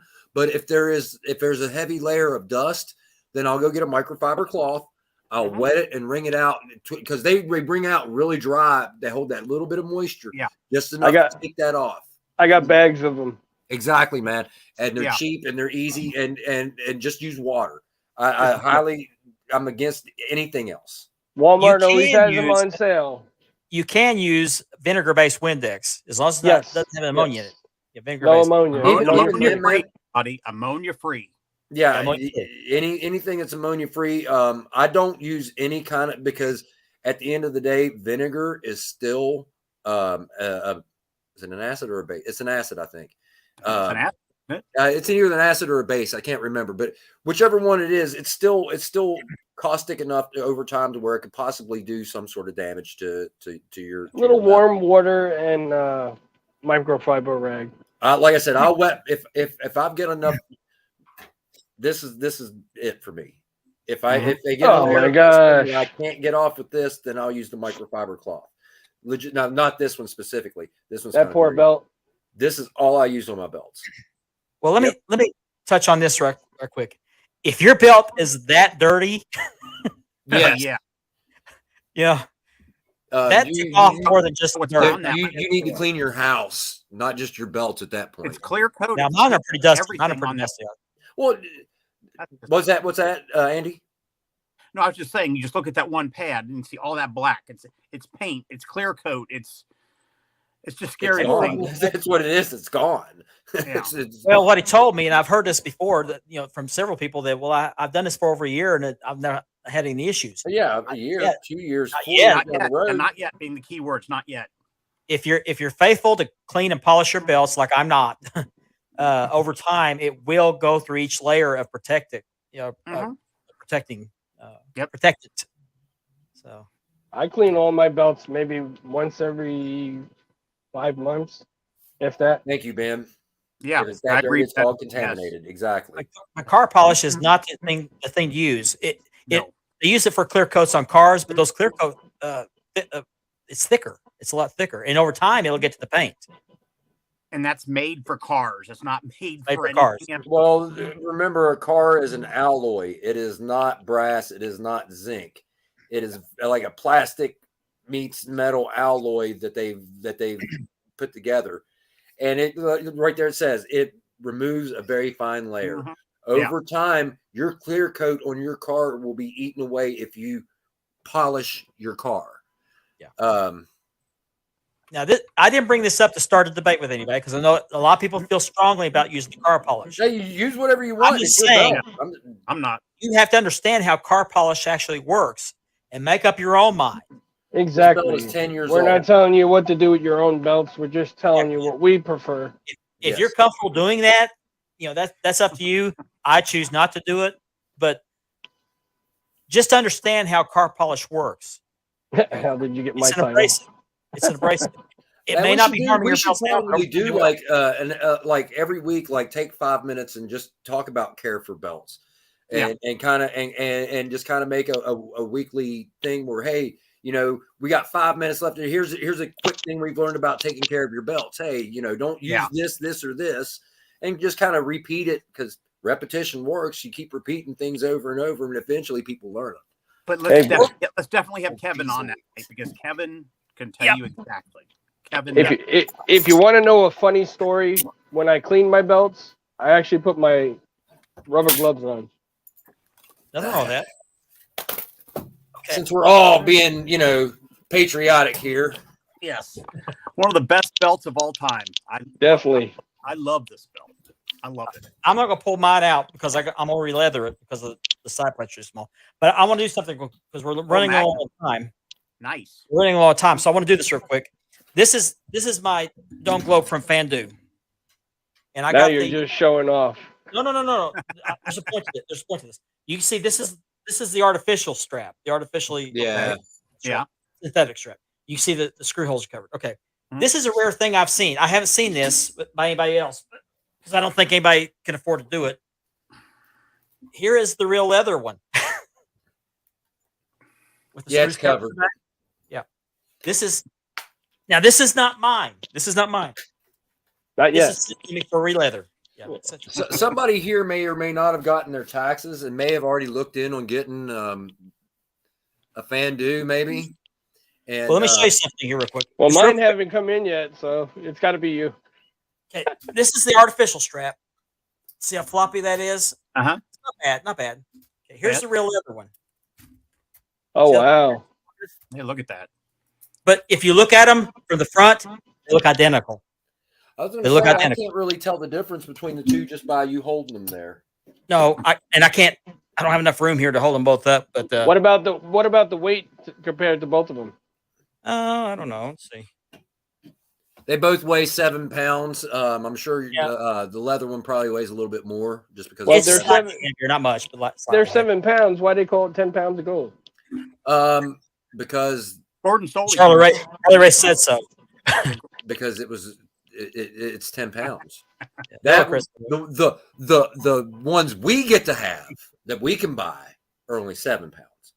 Yeah. The real one is 10 pounds.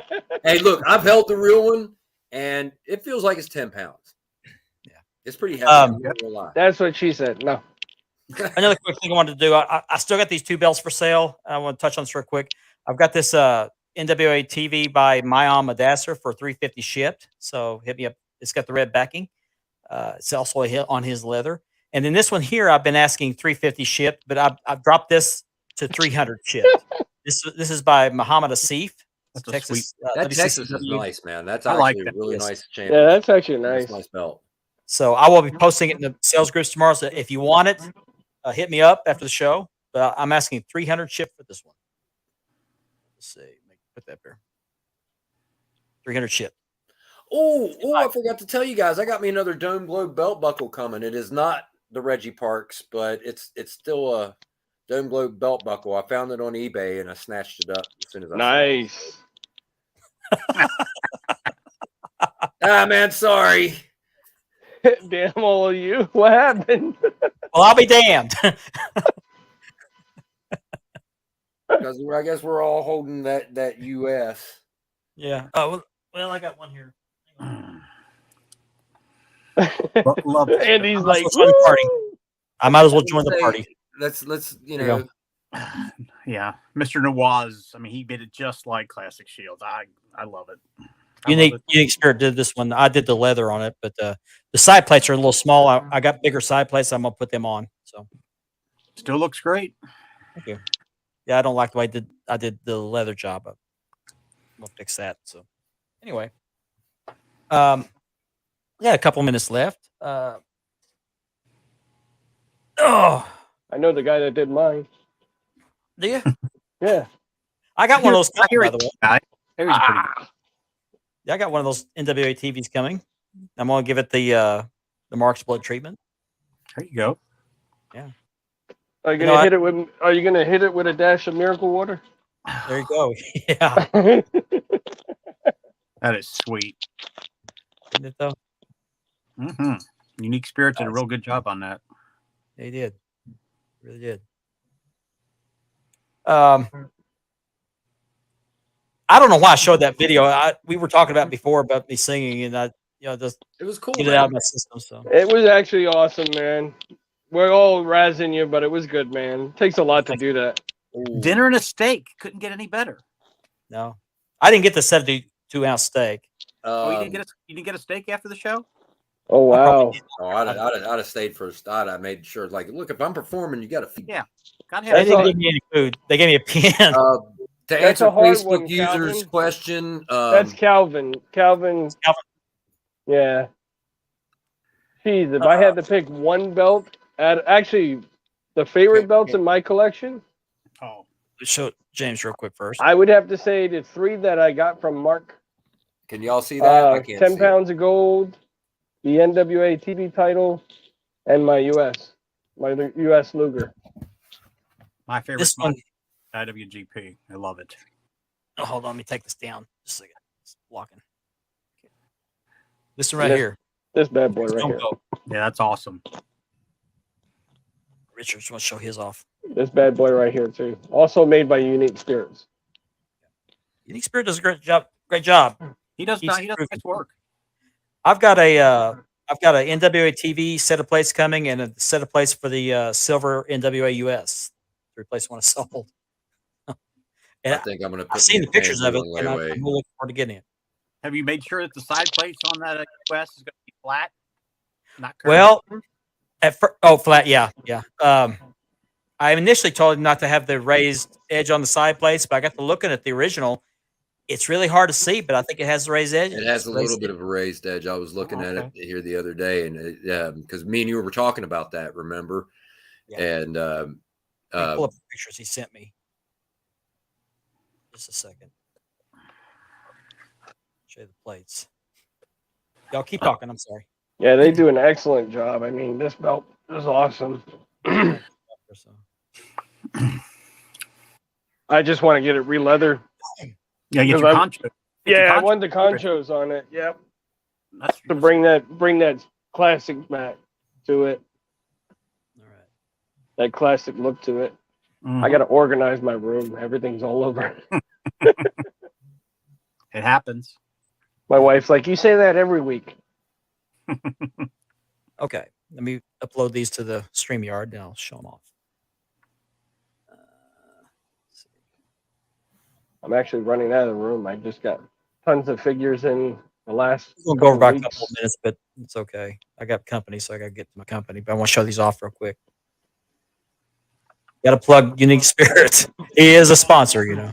Definitely. That's why we're showing off all his great work he's got. Actually, I'm looking to get. I might end up messaging him and seeing if he can't help me design some plates. I'm sure he could, man. He's One of the definitely. one of the promoters I work for is wanting to redo all of his belts. And the thing is, before he buys a whole bunch of belts, he wants to buy one belt. And if it turns out the way he wants it, then he will order other belts. Definitely hit him up, man. He's real good to work with. And everything that I've seen by Unique Spirit, we just, I guess, sit down and talk about a price. But at the same time, I've got other makers, you know, that I have done business with, and I just want to see what price options are like out there before I, you know, commit one or the other. I also want to say, Richard, anytime you want to sell that WWE UK, you let me know. Sure will, man. I'll let you know. Okay, this is what I got coming here. I'll make that the individual- second WWE belt I'll own. I do have the belt bag too. Got this coming. Nice. Strip shot. That is nice. That belt Had is him- sweet. I had him kind of just do a slight curve on the main plate because the real one had a very slight curve, kind of like the dome globe. So But the side plates are flat. they are flat. Yeah. But you're not getting it painted though, are you? No. Now I might get So- one later if I like it. I might get another one later. I actually like both versions. I said last time I liked the silver one, but I actually like both of them. I like the painted version better, but that was the first one I'd ever seen was the painted version. And that was at the end of its run, pretty much. But that was my first experience with the United States title was the 10 pounds of silver. And then that bad boy came second, you know, came right afterwards. So My next classic I want is the big silver and the Lawler. ooh, the Lawler AWA or the Lawler Southern. Yeah, Heavyweight? AWA. See, I want the Lawler Hennig. Yeah, that's the one I want from Yep. AWA. That's honestly, I have like a couple of more that I really, really want to add to my collection just because. Obviously the AWA, of course, the Fandu 10 pounds of gold, but after that, man, I'm really just anything that remotely cheap that looks good, I might jump on. I'm not Mhm. that UK, a WWE, not an NXT, a WWE UK.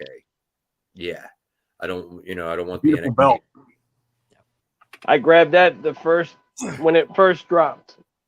I wanted to, but I'm not a WWE fan. I just think that belt was their best looking belt in use. Oh, at the that color time. agree. of the plates. So it shows they can do a good belt when they want. Yeah, and it's When the they- same. It's the same design as the network logo.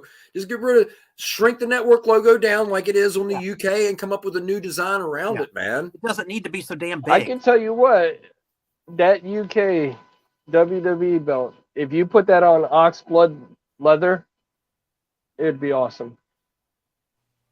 I wouldn't change a thing about it just simply because it's not in use anymore, and I would keep it, the way. That's I mean, I put new leather on it, but I mean, I would keep it black just simply out of the fact that it's not in use anymore. Thank you, Facebook user.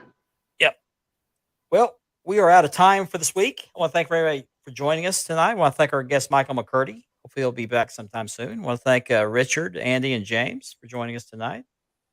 And we hope to have a, I hate when I stutter like a stupid delay. We hope to have a good show for you again next week. I don't know what we'll have yet, but we'll line something up. I think we're going to have one of our viewers, one of our new viewers on next week. I think I talked to you about that. So Excellent. Always good Hope you have a to be good on week. with you guys. we hope you have a good week, and we will see you next week. Take care, Maggard everybody. out. Take care, guys.